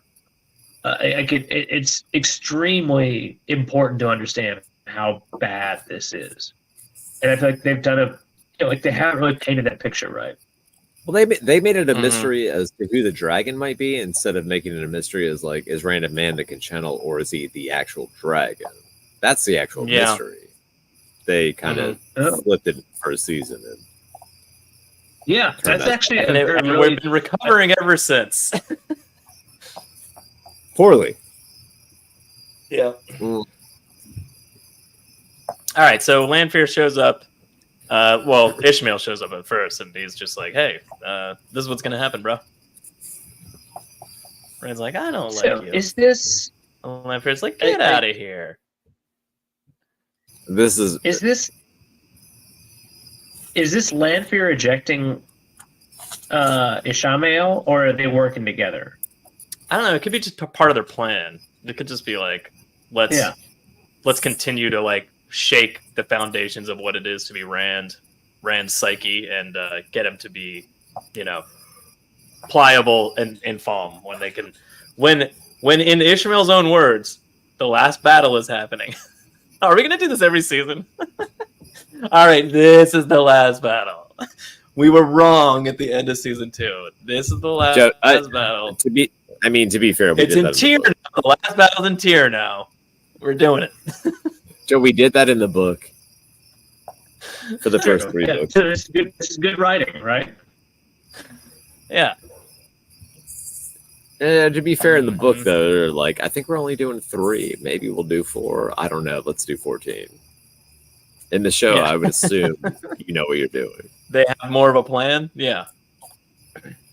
Well, so in season 1, it was Moraine's misinterpretation that was the last battle, which is fine. Which is fair, she's fallible. In season 2, it's Ishmael convinced that he can turn Rand or get Rand to break Rand or something by the end of this season, which was foam, which means that's the last battle. Because if I can turn Rand to the dark, then we're done. We won, right? So again, it's plausible and it makes sense, but it's also just like, stop saying it to the audience. It's not about like whether it makes sense coming from the person in the show. It's more about like, it's like, instead of saying winter is coming, they're saying like, winter's coming. Oh no, we're wrong. Winter's coming. Oh no, we were wrong. It's not winter. Well, winter's coming. Oh, we're wrong. It's not coming. Like what the fuck are you doing to the audience when you keep doing that though? But maybe winter is They were coming. ranting like a lunatic. Maybe winter is coming. Maybe that was Is winter. that a and we household haven't phrase for you, experienced it. Tom? Yeah. I'm sorry, what? Is that a household phrase for you? Yeah, winter's coming. It's a No. great deep. You'd have to, Nope. Nope. Oh, but you started it. I know. Well, I was trying to protect. All right. Well, you can explain it. I was making Nah, a I'm great joke. Yeah. We get a quick Lamphere is like, I can take you to see anyone you want, and he's like, anyone? And then she takes him to see Egwene. There was And then a takes brief- him I don't know away if from you saw- Egwene right before they touch. Did you see the deleted scene, by the way? Like they showed it briefly. I don't think so. Maybe I did. No, so it's after the show. So it's where Rand goes and just Obviously. there's some chick gonna from be big. episode 1. It's just some chick passed out drunk, naked, and it's just Rand just standing over her like, It's El Scrinwell. He's like, Yeah. I always wish I would have sealed the deal. I can't believe I didn't. So dumb. Who would have known? Lanfear is just like, all right, yeah. And that's where she gets Jesus. the idea to be Elsie Grinwell. So, my question: do you feel like this is like within Lanfear's character to like take him to see, or do you think in her head like she's broken Rand of his past loves or whatever already? So she's like, I don't care. We can go see Egwene. I know you. I have you wrapped around my finger, and this means nothing to me. Or do you feel it out of character that her like jealousy doesn't like come like ripping out of her the second she sees Rand's concern for her? Because I feel like it's a weird situation for her to be in and not react with like, who's Egwene? You know, like who's Avienda, and like kill somebody. Dumbest comment of the day is it's going to depend, right? It's going to depend on how much of this is intentional with her and Ishamael. It's going to depend on what she actually thinks like that relationship looks like, like later on. Because if this is in fact her and Ishamael pulling a plot, doesn't fucking matter. But if it's, I don't know, why I'm holding this as a prop. Hello there. Just like gesturing with his bottle. This is my bottle of Lagavulin. But like it's going to depend on like where her character is supposed to go. The fact that she's been talking so much shit to and about Ishamael, I think is wrong. Right? Like that better not be really what it is. To me, this better be an act, because I think that's really how the Dark One's top lieutenant should work. But so if that is the case, then of course she doesn't really have any real concerns, because this is a fucking act. But if it's not an act, then yeah, I've got some issues. Anyway, it's kind of a cool scene. I liked the scene. It just struck me as like, wow, she really took him there and didn't react in a horrifying, I'm gonna murder every woman you've ever looked that way. Interesting. Yeah. Egwene has a real problem with it though, because she's basically like yeah. So like this is interesting. She's like, not trusting. She thinks Rand is dead, so she's kind of going like, "What the fuck? Get it together, Egwene!" And like she's losing it. And this might have helped break her in a way, Fascinating. I like that idea. Yeah, I love the idea of broken women. Yeah, I think that makes visiting her in her dreams and like in the situation she's in. Yeah, I think that makes some sense though. I'm all in on that idea. Like this, this may be kind of that thing that just kind of shows her how, like here's your ex-lover, and in fact he's dead. Like even in her sleep, she's getting fucked with mentally. You know what I mean? Like, like Rand's dead. What am I seeing? I don't understand. Like kind of thing. Like, yeah. I mean, it literally results in her being like, "Get it to fucking together, Egwene. You're losing your shit." Kind of thing. And I'm just like, God damn. Okay. And also to continue with the fuckery. Next door to her is Meg and the blue sitter. We hear her. We don't see her yet, but we hear her. Yeah, true. Yeah, and so Egwene's hearing her voice, and that that's got to be something, just give in pretty much. It's pretty. Yeah. Do you think it was the Irish accent? Yeah. It's very. I know that accent. And then So now we move to back to Rima, coming back to Nynaeve and Elaine. Do I have that? Oh yeah. Oh yeah, a ship captain scene. Yeah, so I this is one of those where I'm like, it better be Bail Doman. Wait, what do No we got offense, here? if that's going to be next episode. These random. I did like this little bit of like the We're not Damani there are yet. constantly searching. No, this happens right before this. You know, Oh, it's okay, just out in the yeah. streets. Yeah. Gotcha, yeah. They're constantly under like, you know, just waiting to get caught, kind of thing. So the captain better be Bail Doman, otherwise it's like. I mean, it goddamn better be Jono. Yeah. What did they do more with Bail Doman as the captain in the show than they did in the book? I mean, the fact that they kept referring to him as the ship captain and not Bail Doman, I appreciated because you're just like, why would they know his fucking name? Away. Yeah, like you in the book and you're like, why was he even in it? That's true.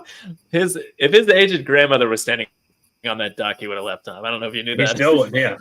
His number one Hey, contribution to them was ditching them. Like, we gotta go. That's It's a little too That's dangerous. true. It's a little too Shit, dangerous you're to right. these women. He gave a dark prophecy that was like That's really like really a funny. note in college or high school, just taken up. He's the only character that Jordan wrote in the books that would just abandon 3 women. Just like, it's too dangerous. Time Tom, to go. his own aged grandmother was on that dock. He would have left. Yeah, That's I have to Exactly. say it. How many times? feel like we do I don't have the to aged fucking say it? Or Matt and Aaron, they'd never leave their aged grandmothers anywhere. At any rate, yeah, they talk. What are they talking about here? Oh, so this is where they talk about. Well, ship she captain's gonna wants take you to the tower, and she's like, "Fuck you, we're not leaving until we free Egwene." And she's like, "Fine, if you're gonna help me free Egwene, this is how we do it," you know. And she has an eye on. I thought Then they this- channel and fall. this entire scene is Trickles. pretty poignant. It trickles. It's pretty poignant though. Like in this scene and other pieces of it, about I guess we find out more about. About the amount of lost Aes Sedai, lost sisters who have been either captured or killed. It's really fucked up how much we learn, and that she's like, Yeah, a sister gave her life for this Edem. two of my sisters had to die. One of them got captured Yeah. for me to have this. So like, Weird that she threw one her of them got ring at the taken last and- moment. But yeah, take this. there you go. I'm not this guy anymore. It's very odd. Rama's What just I- like in the outfield catching rings. Holy shit! Good job. Like, So- you're not falling off a cliff. We do, or looking over from one. So I hope that it doesn't look to be like we find out later on that Mike is an Nynaeve- Irish actor. I was kidding. Sorry, I was answering Novan Gardens. Sorry, Oh, sorry.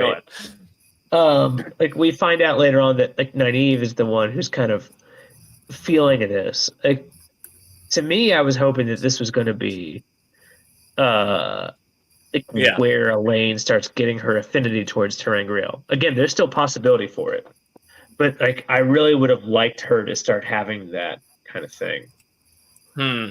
They really screwed this up in this scene in the books, and Nynaeve actually opens the Adam with a Triclo sidearm. That is That's in true. the street says, 100%. I don't know. I kind of liked the But weird, stickle like, for it needs to be healed, like I figured it out kind of thing. Weird. But healed sentence. is the and I don't weirdest like. word. I don't like hate it. You know what I mean? Like it was an interesting Yeah. way to describe what's going on with that Right. specific Terangriel. And I kind of enjoyed it. Healed is an interesting term for it, right? Like that healed is actually being. Well, it needs to be complete. whole. Like it needs to be around a woman's throat. As in, like the way to open it is to like put it on someone else. And I'm like, yes, do that. To Renna, Hey, you know what? My son dick of a needs to be bitch. healed. Yeah. Yeah. So Oh, what's yeah, going yeah. on with that? Yeah. Well, all right. That So went a different yeah. way. That went a different way that I was not expecting. But not unexpected either. I'm more. Yeah, I do say horrible things. Yeah. So, what do you got next? Should be more rain. Gotta wrap it up. Moraine. for me. Yeah. So here, Tom's I'm got to wrap writing up. So we're gonna letters. do ratings before Tom goes. Okay, fine. But this is one of my favorite things. I forget who it was, and I apologize. Was it Noman Garden or someone like that? Said that Barthanes is now Barf Mayonnaise.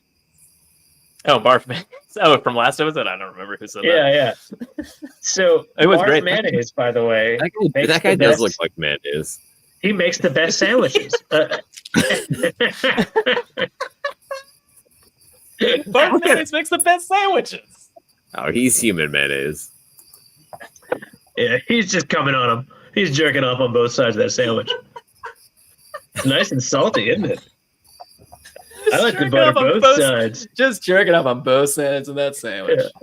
Yeah. They say it's a secret cow I have. Really, it's just my own nutsack.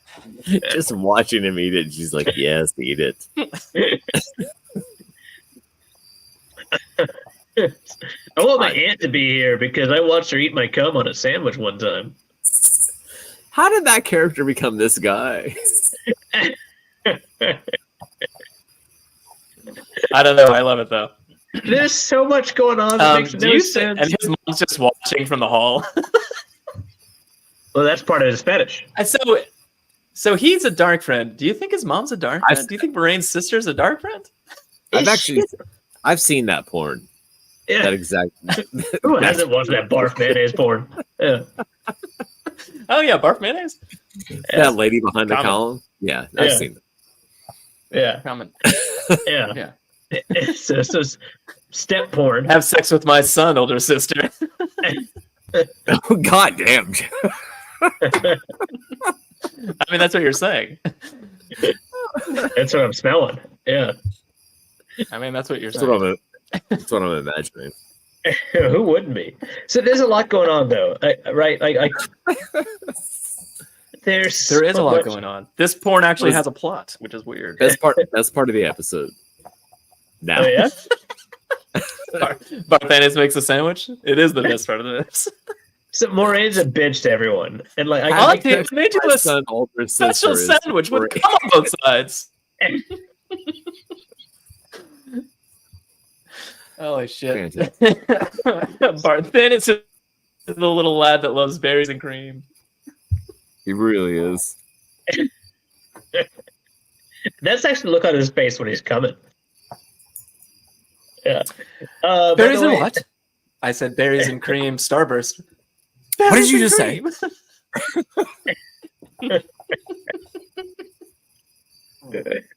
All right. I could really use this sandwich with just one side of cum. Undescribed white cream spread on the bread. Yeah. Like, what did you just say? Yeah. Follow me from Spaceballs. Hey, H Snips. I've never seen your name before. Welcome to our insanity. Yeah. This is the highest brow of all Wheel of Time podcasts. Worst time to come in. Yeah. I think he knew exactly what was coming in. Yeah, someone made him a sandwich. What if he Googled incest watch finger porn and it took him to this stream?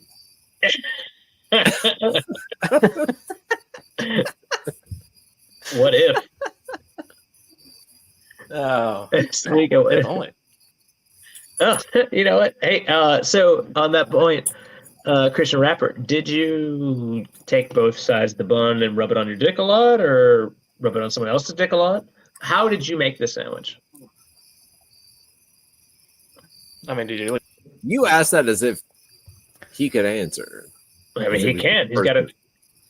That's true. Well, I mean, he can. Tom, you can answer in chat. You can answer in chat. Yeah. All right. So before we wrap up the end of the episode, Tom's got to go. So let's all right, let's finish the scene. Let's finish the scene. All right. So, all right. Okay. Moraine's being a bitch to everyone. Annabelle is trying to eject her, and then Moraine pulls a bizarre rank saying, "I'm the older sister," even though you've clearly been in charge here for literally decades. She's like, "What you gone in the morning?" And she's like, "I own this house, you bitch."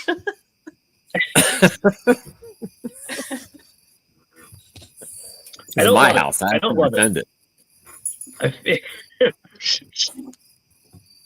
Auntie, I made you a sandwich. It's not poison. Nor cum. Oh man, it's a good episode. I really It's a good don't scene. know. I like this whole scene. I don't know if Barthane is I Barf expect is. to see that. I expect to see that picture a lot in the future, except instead of candles, it's dicks. Instead of fire, it's scum. Noted. Noted. Yeah, Noted. Joe's got some Photoshop work to do after this episode, but yeah. I got some homework. I got some Photoshop homework to do. Anyway, all right. Good Well, I think God. that's it for this scene. Joe, take us home for Tom. That is. All right, take us home for Tom. Ratings. Tom, you got to tell us your rating for this episode. Obviously, the best episode in the entire season, and possibly show so far. Possibly show so far. No, I think the first episode was probably the best one. I mean, it's up First- there. fair Though, enough. right? Like it's up there. Yeah, I'm gonna give it a 0 Billy Zanes.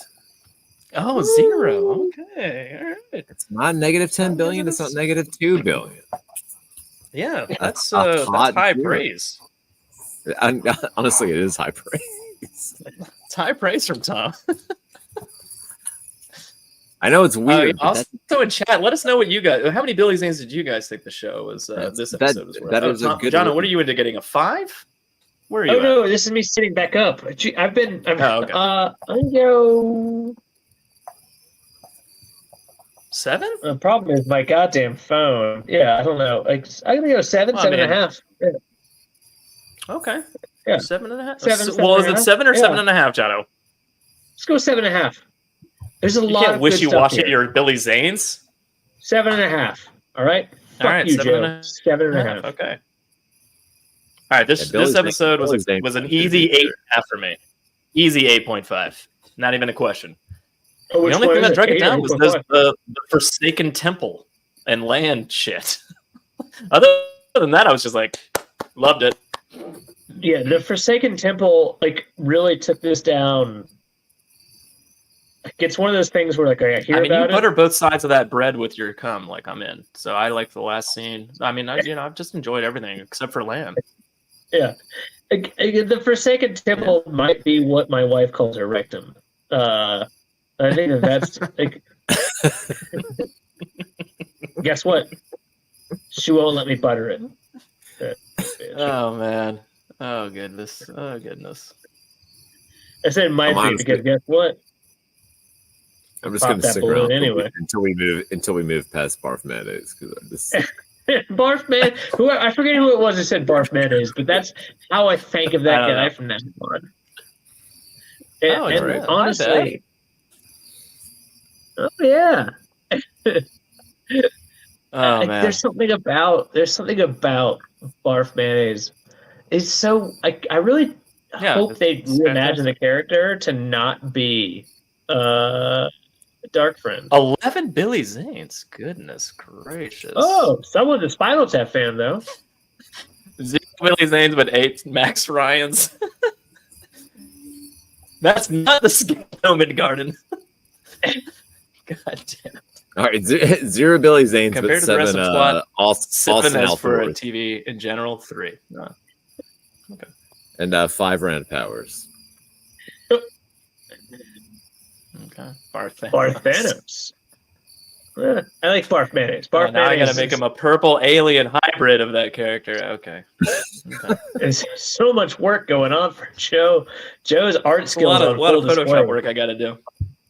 Let's remember, Joe is a Wheel of Time artist at one point before that was canceled. That's true. And It's true. he's published in the Wheel of Time books. Still a Wheel of That's Time true artist. as well. Yeah. Yeah, No, it's I not mean, it's not official anymore. And not licensed, but I mean Yeah. historically, and just still there. That's So true. if you do Yeah. barf mayonnaise Historically, with a bunch yes. Feraverto. Historically, Yeah, I'm an you're right. official Wheel of Time artist. Yeah. Yeah. What art? Okay, quick interlude with Lan finds the Mirrorland. Air knives, loved it. I love the air knives, although it's actually the exact opposite of what she had ever said. She had always said that, swords, etc., are stupid. You could do anything you wanted with just weaves, as opposed to manifestations of It's weapons. true, but like, all right. So All right, that notwithstanding, because that's a very valid point. Again, it's ironic, but you can't. How do you show that shit, right? Like, what do you show? A bundle of fucking air ready? Like, so I get it. It doesn't bother me. Yeah. I'm loving the use of the one power in this season. We've had popping heads. We've had sucking air out of the lungs of old men. We've had like mouths getting sewn shut. We had air knives from the Maryland. And later on at the end of this episode, we get like spine crushing accordion weave that I'm like, yes, give me more of that shit. And she does this. She does the other thing to that other Suldam, and like it looks like acid. It's like burning her skin's melting, and she's screaming and holding her face. And I'm like, looks like she just got two-faced. I'll tell you what, Weird Al, not a fan of that accordion work. Like he would be, no, he's like, you don't hold it out vertically. What are you doing? What is the deal with that? What's the deal with the vertical? Then all right, this scene is really just Lan catching up with Emirlin, and she's like, Lan, what are you doing here? And he's like, it's about Moraine, and then we move on. I had a brief problem with because to me, like this was it's fucking really, badass for a second when she's like, and I'm like, oh yes. I thought it was extreme. Like, I thought we had skipped into episode or season or book 4, because I thought this was going to be. Mm-hmm. I thought this was about to be the coup or something, right? Like we've had a few like talks about the coup. We've talked like that something is going on, like because she hasn't been there. She being the Amirlan, that Leandrin is kind of promulgating. And I thought, like, holy shit, this is it. And then I was like extremely underwhelmed by the fact that it's just her fucking, sedan and a few soldiers. But then it did look rather empty, but apparently she was calling more Aes Sedai to her to meet her in Carian. I mean, so initially I was like, this seems little like. Yeah, there's not enough explanation about that yet, but that's fine. I agree. It does it's seem fine, weird. Though. Whatever. It's whatever. I don't know. Wildman Wyatt said fillet knives. Nice Fisher callback. Noman Garden said, I think Anavir will be dark. Having made a deal to recover her house's standing. That's very possible. She tried to shelter Parthanis from it, but he goes dark on his own and manages to ruin all of her plans. Interesting. I think got a that's whole actually fucking thing plotted out. Yeah, so Noman Garden is one of those few people, also known as all of our fans, who read and watch the show deeper than we do, because we're just like dickheads who are like, that's not what happened in book 2. Fuck you. And that actually makes a lot of sense, though, right? I mean, how else would you really recapture? Because it's weird and it's kind of put out there, right, that like there are many smaller members of the accordion family that could be played that way. All right, Noman Garden is now wrong. I mean, he's not wrong. He's 100% right. That family is only the accordion and only done by Weird Al. We're just talking about Weird Al. Although he probably can play all those instruments. It's like you're bringing in like the fucking STDs of the family that aren't Weird Al. But to your point though earlier, before you insulted us, there's a lot of extra brilliance there in the idea of like, how else because she wasn't like, how do you get your son to marry the queen of Carrion while you don't really have any the great game, bro? What are you talking about? That's fine. I think that's totally plausible that she worked her way up to the top, like through her conniving and political. It makes more sense in like it makes more sense in like Andor, where like your family connections all have a number that add up, rather than Carrion, which is all about political connections. Yeah, but maybe I think so, and I think she's perfectly capable. I mean, the way she talks about it is that it has taken her entire fucking life to dig her house out of the pit that it was left in by her father, and she's old as fuck. So like she's worked this hard for X amount of time to get her like 80 years of her life to get her family back to where it needs to be. Doesn't necessarily, because I feel like if it's like she sold her soul to the Dark One kind of thing, I feel like it would kind of be more of a quicker rise to power, and she would have recovered faster. And You know what I mean? I don't know. Maybe I'm wrong. but we like do I have think a Barthanes might still be, but barf not mayonnaise. necessarily Anavir. Barf mayonnaise. Oh, barf mayonnaise. Sorry, I said it wrong. Yeah. All right. Yeah. Anyway, all right. Yeah, sorry. Nomi Garden said the mouth sewn shut since there was no thread anywhere was compulsion. But it like physically altered her face. Like her lips melted together. Doesn't feel like compulsion, man. I mean, I don't know. Maybe she didn't channel at all? I thought she was channeling in that scene. Interesting. Doesn't matter. Moving on. Rand confronts Logain. We get Logain playing Stones, not with Tom Maryland. What do you got here, Jono? Why would I? He basically says like, "Why would I help you?" And he's like, "Because you want to matter." And I thought that was an interesting argument, and I wanted to hear your thoughts on it. And do you think it's a more valid argument than Moiraine's assuming he just wants a knife to kill himself? Like, which one of them manipulating Logain makes more sense to like Logain? I think because I feel like it's Rand. I think it's Rand, but like he won't actually be helping him for Moiraine. But I don't understand how he can help. Like that's the thing is like you can't say like, oh, I'm gonna need you to do 6% other than just more kind of fire. like well, he said I spent 10 years figuring out weaves, so he can teach him weaves at the very least. But how do you teach someone he said weaves? He spent years of his life. I feel like such a douchebag every time. He already taught him something in the last episode. Yeah, but this is like the exact opposite of how the fucking power should work. Like the whole point here is like I have to be able to see it, which he can, maybe he can't, right? Can, but weirdly. Also like, yeah. Yep, but be able to instruct him how to use like, certain things because he can't fucking do it, right? I can't say I'm going to use you to wrap a fire around water to kind of like that shouldn't be how it works. Like that's not like we've never seen that, right? Like without going back to the book says, the fact is the book says, and that's not how it is. Like I can just verbally tell you how to fucking do something. So it's like this to me is just one of those. I mean, you don't think Asmodean taught Rand thing though? He taught Rand by showing him because he could fucking channel. Oh, fair point. Okay. Yeah. Like, but I mean, you don't think Logain could like walk him through doing something? No, I don't. I really don't. Okay. I really don't. Like, how do you say like what are you gonna like draw pictures of like? All right, so at 7 seconds, this is what it looks like. At 8 seconds, it's like a weird claymation kind of thing going on. Yeah. Yeah. I think the actual like visual of Rand channeling, and notice how fucking like white and bright it is, and large burgeoning fucking thing. Is badass. I think, and then the fact that he just dissolves into fucking vomiting, like is their picture. I think that's fucking cool because I think that that's really what's going on here. You said, I mean, Asmodean had trouble teaching Rand even when he could show him. So yeah, that's true. He did have trouble with that. Oh man, I fucked up. Sorry.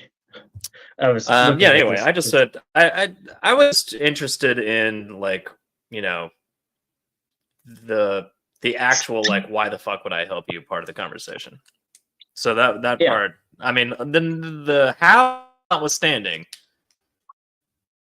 I kind of enjoyed Rand's argument, of like you should help me because I know you and I know you want to matter in the future versus like fade off into oblivion kind of thing, and I enjoyed that.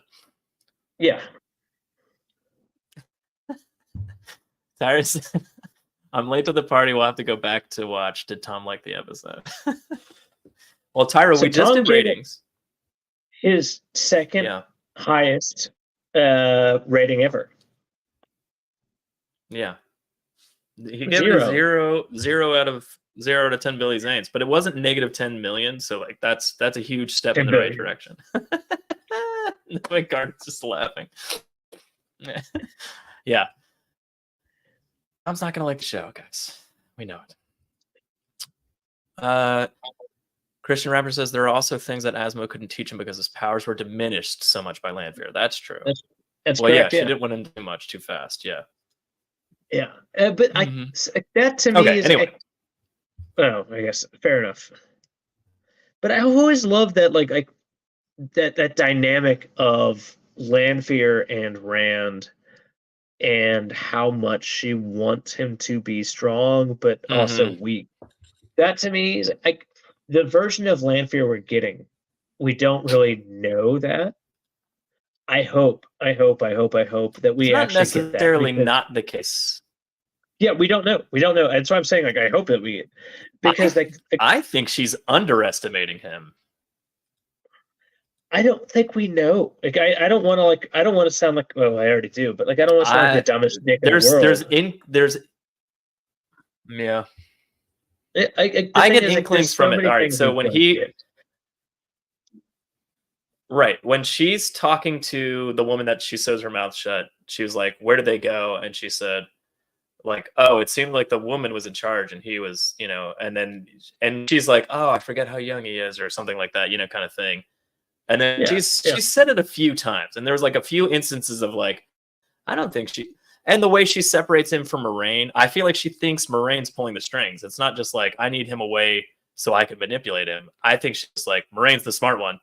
He doesn't know what the fuck he's doing. He's an idiot kid. And like, I think she's fully underestimating him at this point, I guess is what I'm saying. Or not fully, half underestimating him, because he is an idiot kid to some extent. But, I think she's not fully thinking that he's got a grasp on the situation. So, in theory, if he was to, like, by the end of the season be like, just kidding, I knew where Moraine was the entire time, and I've had a plan this entire time, and this is the plan, and we're going to away the two kind of thing. Like, kids. If that happens, which is a big if, but like, if that happens, it's going to be like, she's going to be like, holy shit. Can't wait to hear his rant. He didn't rant. His last one. God damn. I mean, that rant, one, man. So Joe's daughter's birthday was over the weekend, and went over there, and we literally, one of the things we talked about was Tom's very wonderful rant was just a piece of conversation, which lets you know what type of child's party this was. It was fucking amazing. So after that episode, I went and I was like, that was so insane. Like, I need to write that down. And I literally went back and like wrote it word for word. And with the idea of like, I should just put that on a shirt. It'll be really funny. And then it was like, I filled like a page of him like ranting. And I was just like, oh, this is way too like, I can't put that on a shirt. Well, I could, but it would just be lines of text that you wouldn't be able to read unless you walked up to the person and looked at their shirt. But you'd be staring at someone's tits. And then so I just sent it to them as a text, and it was just like this giant paragraph of text of like, this is Tom's response to the last episode. I showed it to my wife. Her response was like, do you need to get a defense attorney? Yeah, maybe. I mean, it's out there. Yeah, there's a lot going on with that one. Gambling. Rand finds Matt on the street. I actually really like this. Even it felt genuine, and they've never together. So this far. Is like it's to quote the best band of all time. It's been a while, and I'm so glad that they're fucking together. It's been a while. At least for this moment, I know, yeah, for 2 seconds at least. Yeah, but I mean, like, it felt like heartfelt. Like, he was genuinely. Rand was shocked to see Matt. Matt was shocked to see Rand. They're smiling together. They're laughing. Like, they're hugging each other, pushing each other. Fucking loved it. Yeah, I loved it. It was great. And I like, honestly, like, I was just like, and it made so much sense why he didn't go with him later. But at the same time, I'm just like, God damn it! I just got them back together. So it was good. I have one problem with this. Yeah. Matt asks about, like, what's Perrin doing? What's Egwene doing? Well, that's later, but yeah. No, it's this scene. This motherfucker saw. They walk away. They walk away laughing. That's the end of the scene. It's this scene. It's this scene. It's in this scene that laughing. Matt asks. He saw Egwene in the tower. He knows. Yeah. That she, because he's like, hey, why, why is Parent not with you?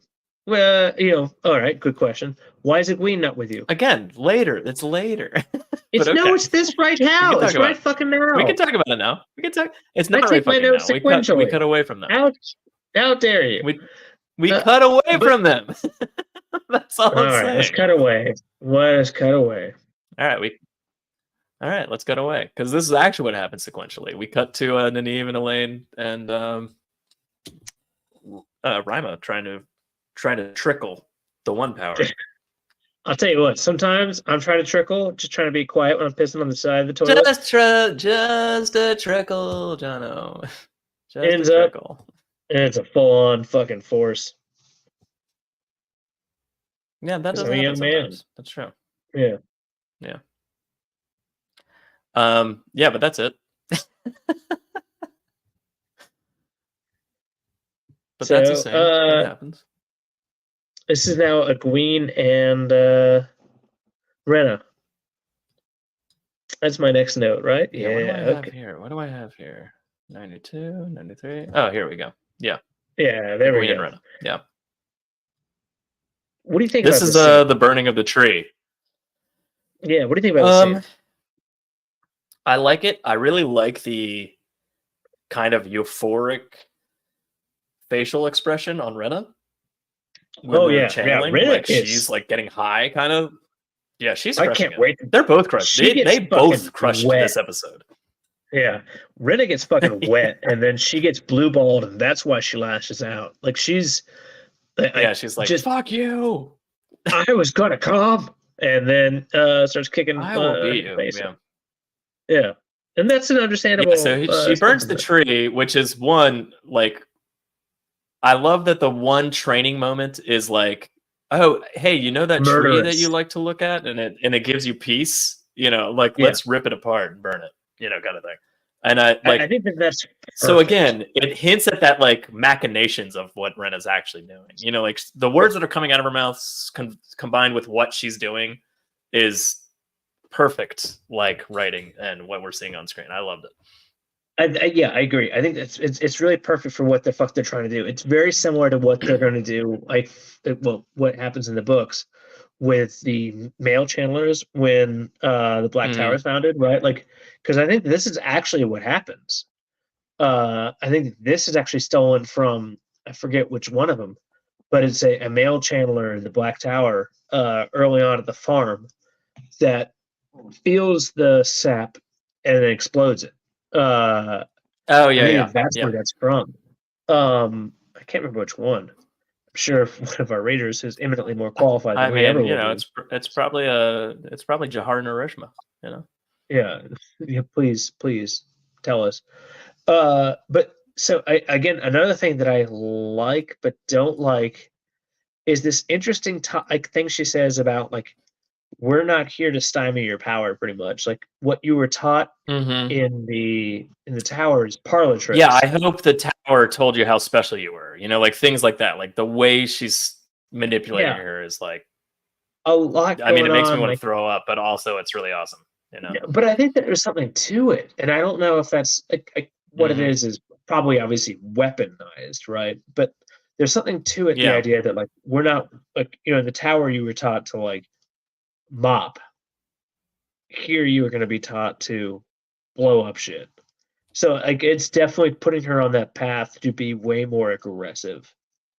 But it does bring up the question of what the fuck were they like? Do these people have a more intense training in a positive way, minus the whole massive slavery negative way? Maybe.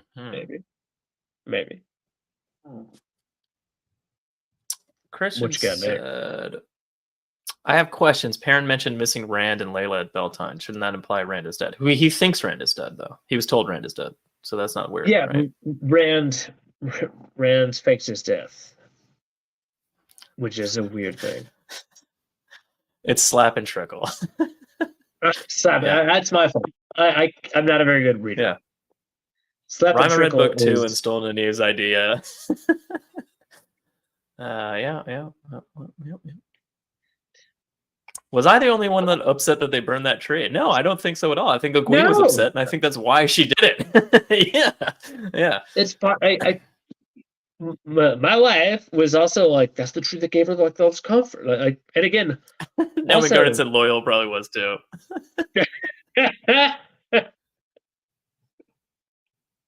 Feel the tree, feel the sap in the tree. I want you to make it all not only hot, but so hot that every drop of sap and every branch flashes steam, and then do it. Oh, that was from Rena. The Gathering. The Great Hunt 40. Oh, demonic. Oh, wow, shit. God damn it, Noman Garden. I'm tired. You know what? Make up some shit so it sounds like I know what I'm doing. All right? Noman Garden, stop memorizing every word of the books. Presumably you didn't memorize. No, I appreciate the shit out of it, actually. Yeah. Don't listen to anything I just said. Yeah. Anyway. Can't wait for Noman Garden to just make a fucking like show. Why do I have this right after this? Because it's the next scene. I don't know why I have an Egwene. Is that what happens? Oh yeah. Wait. Oh yeah. Let's blow up a tree. Did they tell you how special we were? Oh yeah. Nynaeve said when the ship captain shows up, you should go with the ship. And she's like, fuck no, I'm staying. And then she's basically like, well, why would you do that? And she's like, she's my friend. She's my only friend. I've never had a friend. I'm a daughter heir. I don't talk to people. This is, like kind of thing. And I was like, oh, I'd like this that. Is amazing from Elaine. Elaine is amazing yeah. here. Like that's to me like one of the most important things that she could have fucking said. I don't know what they're gonna turn a character into later. Technically, if we want to follow the books, it's just gonna be a little annoying. But yeah, a little bit. Just a little. It's a little annoying. But I think that she's fucking amazing so far. Anyway. Yeah, I agree. She's doing a good job of making me like her currently. Yeah. While simultaneously showing me like little inklings of what she'll be like later. And I'm just like, oh, or if they don't go in that direction, that's fine as well. But like if they start ramping up, dialing up the I'm the daughter heir bullshit like they do in the books, like I'm gonna be like, I buy it completely because she's shown me that from day one, kind of thing. So anyway, that's all I'm mentioning. Now we're back to Rand and Matt, and that's when he said, where is everybody? Where's Perrin? You have to tell me. Like you were trying to talk about. So let's talk about it. So this is some good bonding to me. Together is better, that kind of thing. Yeah, actually, they're not better off without you either, Matt. Like kind of thing. Like the commentary in this, the dialogue in this scene was great. Yeah, I really liked it a lot. I've got to go to follow me, and he's just like, all right, let's fucking go to follow me, right? And then he's like, let's go. I'll meet you in an hour. Bad. Matt goes to see Min. Yeah, love that. And I like how Min's just getting day drunk, and he's like, "Oh, what's going on with you? You're pretty drunk right now." And she's like, "Yeah. Also, you can't go with Rand because I betrayed you." And he's like, "You son of a bitch! How long?" Like, just the goddamn. I mean, his reaction is super valid because I don't know. He just feels like he's been betrayed left and right, even though he's doing the betraying half the time. It was really good, though. I mean, their scenes together were great. He's doing a great job. Yeah, I think that he's been Min's doing a great job in this season. Yeah. She's not quite the Min I picture, like as far as like her interactions and such. But I think that she's like, I cannot imagine Min going to get drunk alone. Like as opposed to just like, you know what, fuck it, I'll just face it head on directly to the forehead. But she's a fascinating character in this different way. Matt Cawthon though here is in such a shithole. Christian's explaining himself. All right, finish your thought. Oh, we'll read this second. So, Matt Cawthon here is in such a shithole because like I don't quite get how he pieces together. She's like Rand. And she's like, well, how do you know Rand? Yeah, like instantly it was like, wait, you put me up. But her whole purpose here is that she actually has visions. So the fact that she can get one name shouldn't be the weirdest thing ever because she sees the future.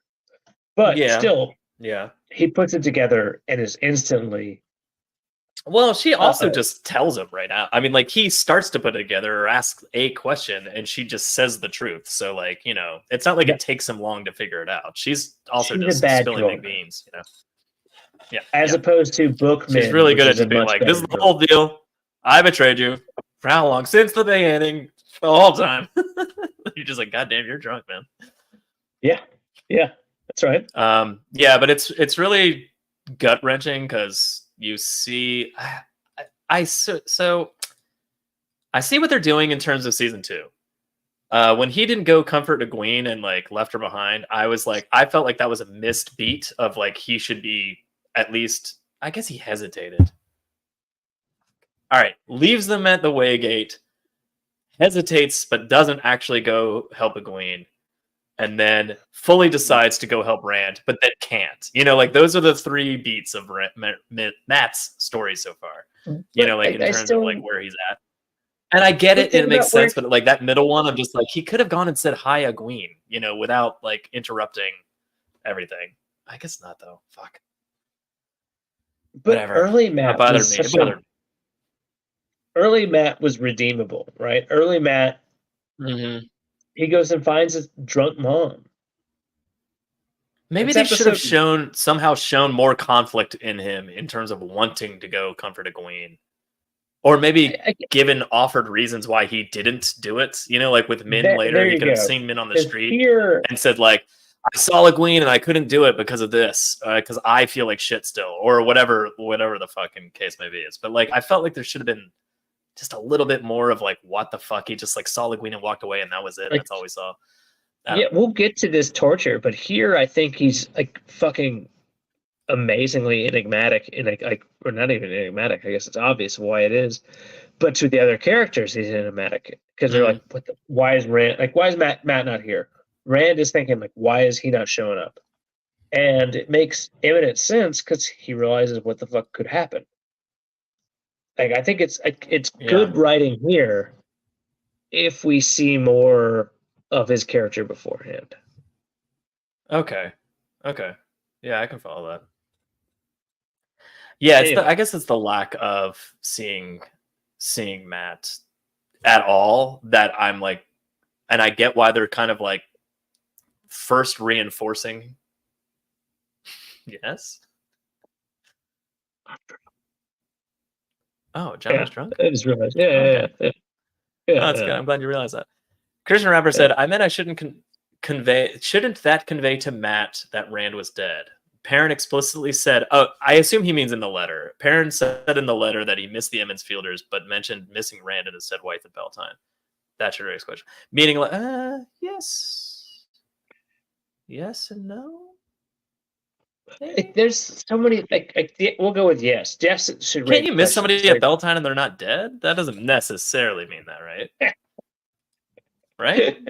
Can't you be like, I miss my friends that I'm not at home with? Like, that's not that weird, right? Oh, I bet they're all dead. I don't know. It makes sense. I understand where he's coming from. That makes sense. No, I guess I'm like, that's yeah.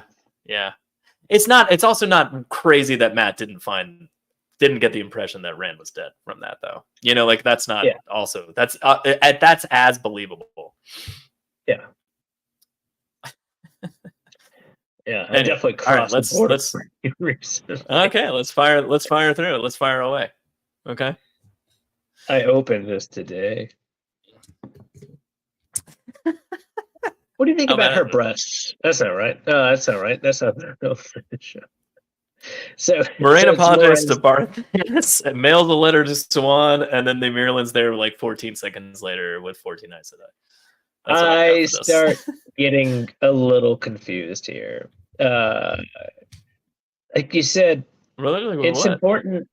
Well, I mean, like timeline-wise, right? The whole point here is this is, Lan has left Tarvalon at one point earlier in the season to go with Varen and company. We don't know what direction necessarily.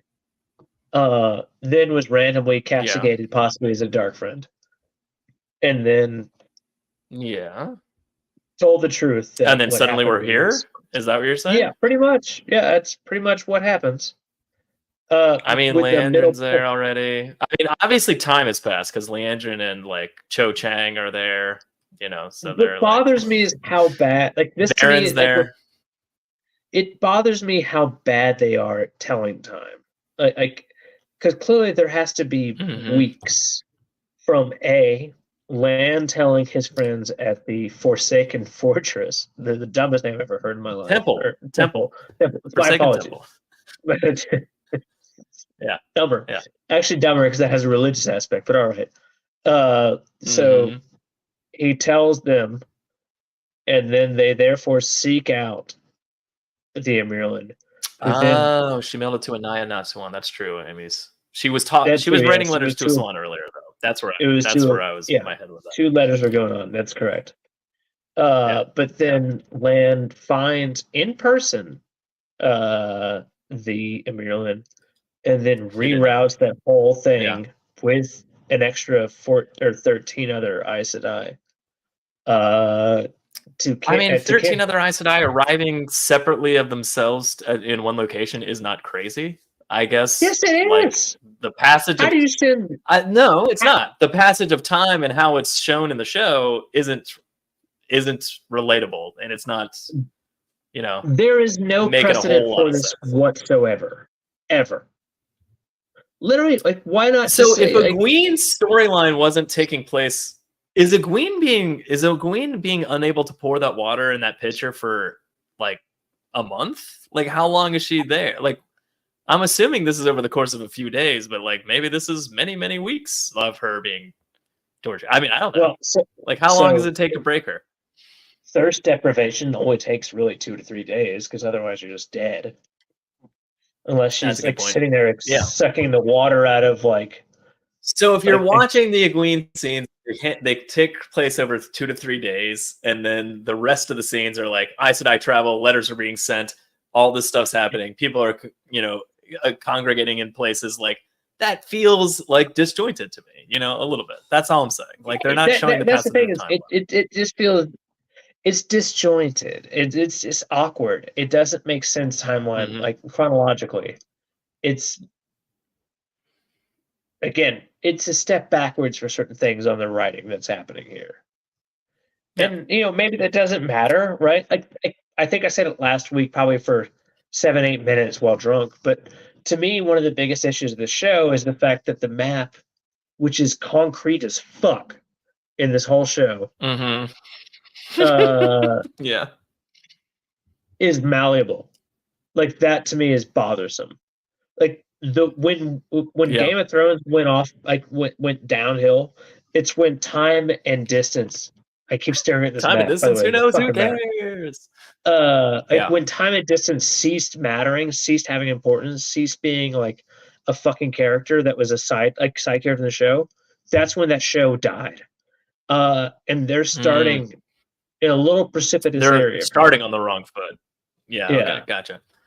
Yeah. All right. Anyways, sorry, I backtracked. No, we got Matt hiding in the bushes. Well, look, it's and Rand's like, fine, fuck it, I'm alone. Yeah, that's what I'm doing. We got Matt hiding in the bushes, and I'm kidding, he's behind some wicker or something. And then Rand's like, fuck it, I'm gonna do it by myself. And Matt's like, oh, there he goes, my friend, all alone. And then we get interrupted by Lan. He's walking down the street, dressed as Austin Powers. There's a big musical number going on behind him. And then Lan interrupts the whole thing. Fucking rains on the parade. Literally. Yeah. I'll tell you what, that dance, that entire musical ensemble is one of the best things in movie history. I'm glad that Rafe Judkins was like, what we should do? We should pull that back. Yes. Like, as soon as let's give a giant homage to that, right? Yeah, that's not this at all. All right, we cut to Nynaeve and Elaine. Hold on. And Rima. What? Yes. What? Now, let's talk about I love the fact that we were going to go with an Austin Powers joke to finish, but Rand We got so much more to go. We're not done. I get that, but Rand is being paused, stopped by Lan and Baron and her warders. No, Lan and Alana and her warders. Yeah. Oh yeah, it is Alana. Yeah, sorry, but either way. Yeah, it's Alana. Go ahead. Yeah, it's Alana, it's Ivan, and Maxim, the famous Wheel of Time artist. What the fuck? That's there's so I assume what they're doing is for the good of Rand, because he, Lan had just told him that found the Dragon Reborn. But this scene. So the one thing that makes this okay to me is that the Mirlin has called them there, but definitely has not told them why they're there, which is why Leandrin is like, hey, what the fuck are we doing here? The last time we were all here like this, we installed a new king on the Sun Throne. And she's like, oh, well, maybe the last Mirlin was frivolous with her use of, kind of thing. You don't like that? I liked it. So the point, the key is that, she didn't get the message from Lan and then go, oh my god, that Dragon Reborn, we gotta all go, holy shit, kind of thing. It was just like, hey, everyone, meet me here, and I'm not gonna tell you why, and maybe I won't have to, and then we'll all go back to the tower, and I will never explain myself because I'm the Mirlin seat. And that's kind of what I got from that. And so that's why I'm okay with it, sort of. From Rand's perspective, I feel like he should be like, Lan, what the fuck? And he says, I'm sorry, and then I'm just like, I don't know how you ever not feel betrayed by Lan from that ever again. Even if this comes out on the right foot, so to speak, at the end of this, it's how do you get out of this without going well, I can never trust Lan again.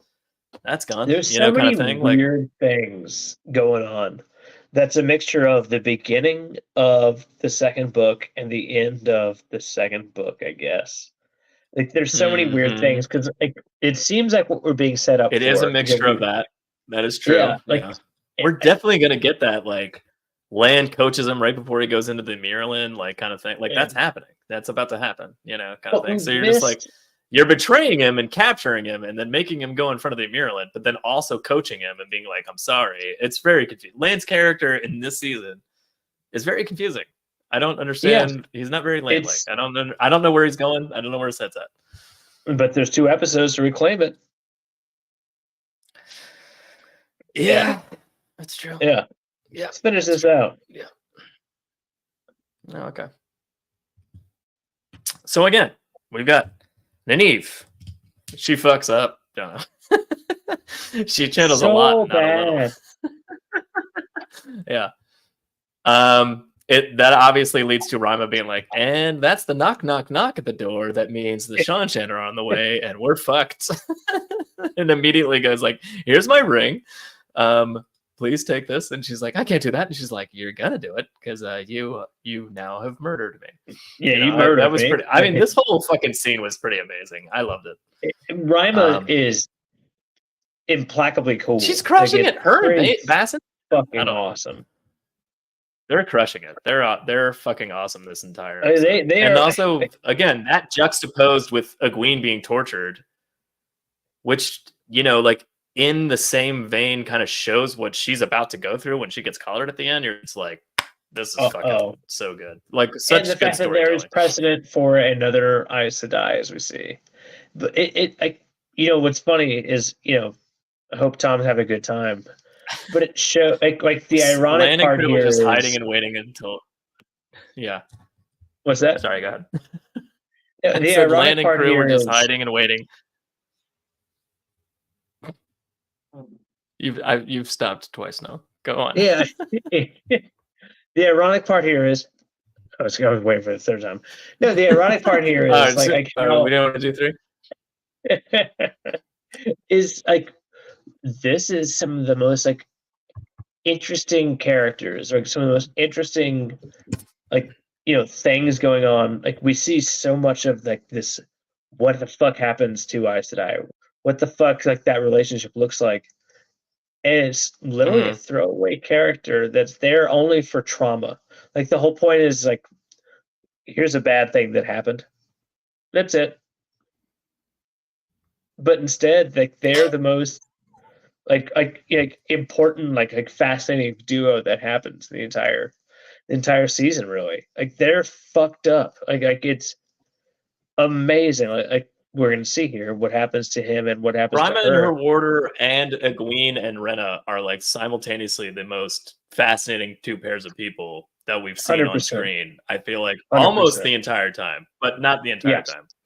But this season easily, like a little, you get a little bit of that with Perrin and Elias, but Yeah. or Elias or however you want to say his name. But like I like that, but just They're they're crushing it in this Elias episode. is No, you get a little bit with that. Elias is a decent actor. Nothing against the guy. His scenes don't mean a damn thing compared to what happens here. Iris Fair said so. Matt was there when he said he would be technically. Hey, He was. 100%. He was just hiding behind some thatch. He was there. It's not Matt's fault that Rand can't look around, right? He was at the fucking gate. All right, let's wrap this fight up. All right. Bassin comes down, looks like a fucking badass. A bunch of Sean Chan arrive. I really Jono, I loved to death.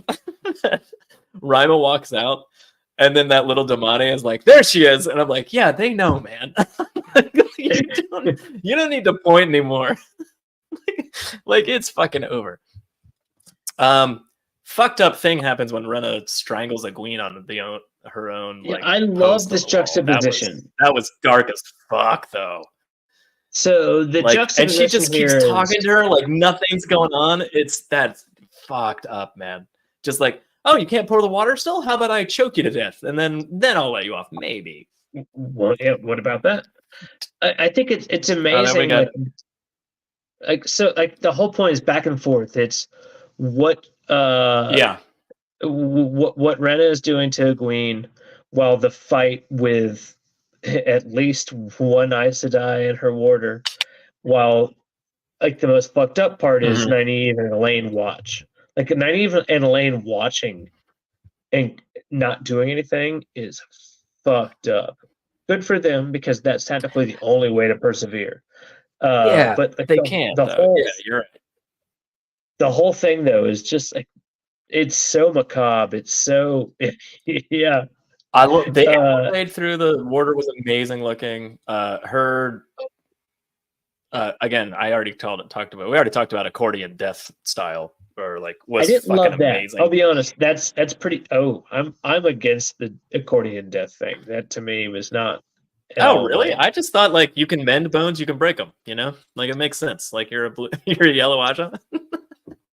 I know the best ways to fix bones, so I know the best ways to break bones. It made sense to me. I thought certain parts of the fight were a little lackluster in the fact that like you let these people walk in and fight, you let these people like I don't know, like certain parts of it where she can't channel until her life's truly in danger, I guess, you know. So there's that. Fair enough. Valid point. Yeah. If only they had said that in the show. Oh well, I mean, I don't need them to say that, and you shouldn't either. But yeah, I get what you're saying. Yeah, actually, I should. I love Nynaeve going like "fuck," I want to help, and then Elaine like slaps her hand on her face. And is like, "Shut the fuck up, you idiot!" Like she's doing this to save us, and you almost. Elaine has been a 10 out of 10 character in again. Yeah, well, she's on another level in terms of like knowing how to compose herself in situations of stress. Like, I mean, like. Just sitting around a court with her mother, she probably learned that from a young age, you know. So, like, you know, I mean, like that's the kind of thing that I'm like, I loved that. We get so sad. We get Egwene breaks finally and moves towards the pitcher.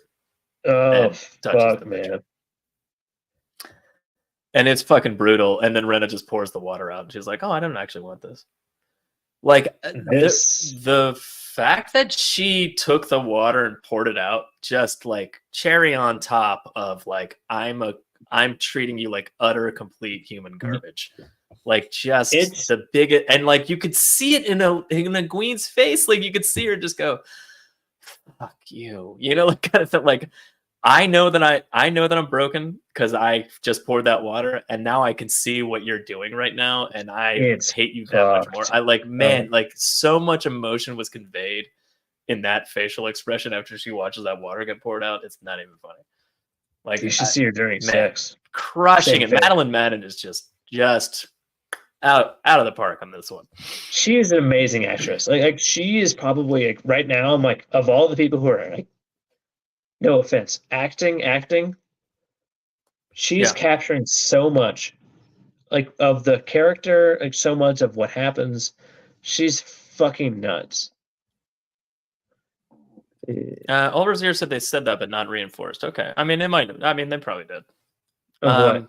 Brilliant scene. Yeah, they've definitely mentioned that at least once. Mentioned Summer what? H perfected the accordion death. That's true. Oh my god, I'm excited to see Samurai. That's exactly how I expected to yell at a fight. See, Jono, Iris Bear, she gets it. You know. I hope that the ultimate is going to be Weird Al, because technically, if it's got to be. I mean, he's going to come out as like the best warder of all. Shit. No, right? I was going to say the best user of the accordion of death, right? Oh, yeah. Yeah, of course. Yeah. I got to get my Weird Al shirt. What would you do if he was concert at all in the show? What would you do if Weird Al was ejaculate? The answer is ejaculate. Just that. It's just instantly just guest spots as a Gleeman, like telling a tale, and just has an accordion. Yeah. Just would be the best. Would be the best. Yeah. Anyway, what would I do? All right, Broken a Queen. Jesus, her scream, dude. When she screams, man, it's hard to not stop working. That was crushing. That was crushing. It's brutal. Fucked up. And like it mirrors so much like the things that happened at the beginning of the show. Right? At the beginning of the show when she's put in the dungeons, there's screams of terror, screams of that. Egwene does it herself. Like so they did an amazing job. Like Dumb and Jones she's definitely aside, screamed, but it's been in pain. It wasn't like the scream of like mother, like I'm broke. Like it wasn't the scream of I've lost my will to eat myself. Yeah. It's amazing. Yeah, it was brutal. Such a fucking good episode. Anyway, 8.5. And then she sits down, and what happens? No, that's it. That's the end. No, Megan. I know. I'm sorry. Yeah, Megan's there. She. What does she say? Basically, oh, you lasted longer than I did, child. And she's like, and I was a sitter of the Blue Aja, kind of thing. And I hate that. Like Egwene hears those words, but she's already heard her speak to her before. And yeah, I don't know if this speaks to how broken Megan is, that she wasn't helping more or being more comforting to Egwene going through what she was going through, or if it's just a lack of like, or is it like, oh, we need to save this for the reveal? I mean, she's fucking weird about it. She's broken too. Like, so it's like, you can't, it's not like I could be like, how dare you not give Egwene more guidance through the breaking point, kind of thing. There's something weird about it to me. Like, there's something weird about like it did feel a little weird. It felt a little weird that she was and like, I was not even saying like she should be guiding her or helping her somehow. There should be desperation there. There should be like, I'm a sitter of the Blue Aja. You got to get the word out. And she's like, what the fuck can I do? Like that's what I would expect in that situation, kind of thing. Which is how some of the Aes Sedai acted in that situation within the books, But anyway, that notwithstanding, really, really crushingly good episode for the most part, aside from the land parts, I think. Yeah. So is that the end of the episode? Yeah, that is. Yeah, that's tWoTcast for this week. That's tWoTcast this week. Hey, you're gonna have to fucking do it because guess what? I am. If you have any comments or questions, leave them below, and I will respond to them because I do that now. You can listen to the audio version of this show wherever you get your podcasts, assuming I ever get us back caught up to the present. tWoTcast theme songs brought to you by the one and only Taffy Bennington. And Andrew Bard of Time does our outro, and they're both lovely people and lovely musicians, and they make awesome stuff. And links to everything that they do is below, at least their YouTube channels. I mean, that's where you can find their stuff. Join us next episode. What's next episode? for more Wheel of Time, Wheel of covering Time. the season 2 of the Wheel of Time. Episode 7. We don't know the title yet. At least I don't. Thighs of titties. I'm Jono Suck Brick Kid. Well, that's not right. I'm Joe. Say goodnight now. Jono. Suck brick, Jono. That sounds good. Yeah. This is wrong. And Tom. Pretend Thomas Hill's here. Study your math, I guess. Study your math. Keep the change, you filthy animals.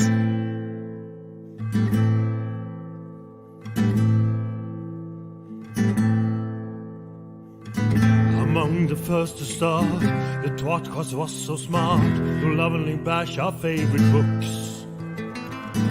But that was long ago, and now they've grown the show, and now they got us in their hooks.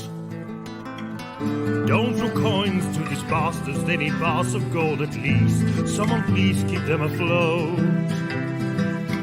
Now let's listen as they once again ramble through a book. Let's get the fucking quote.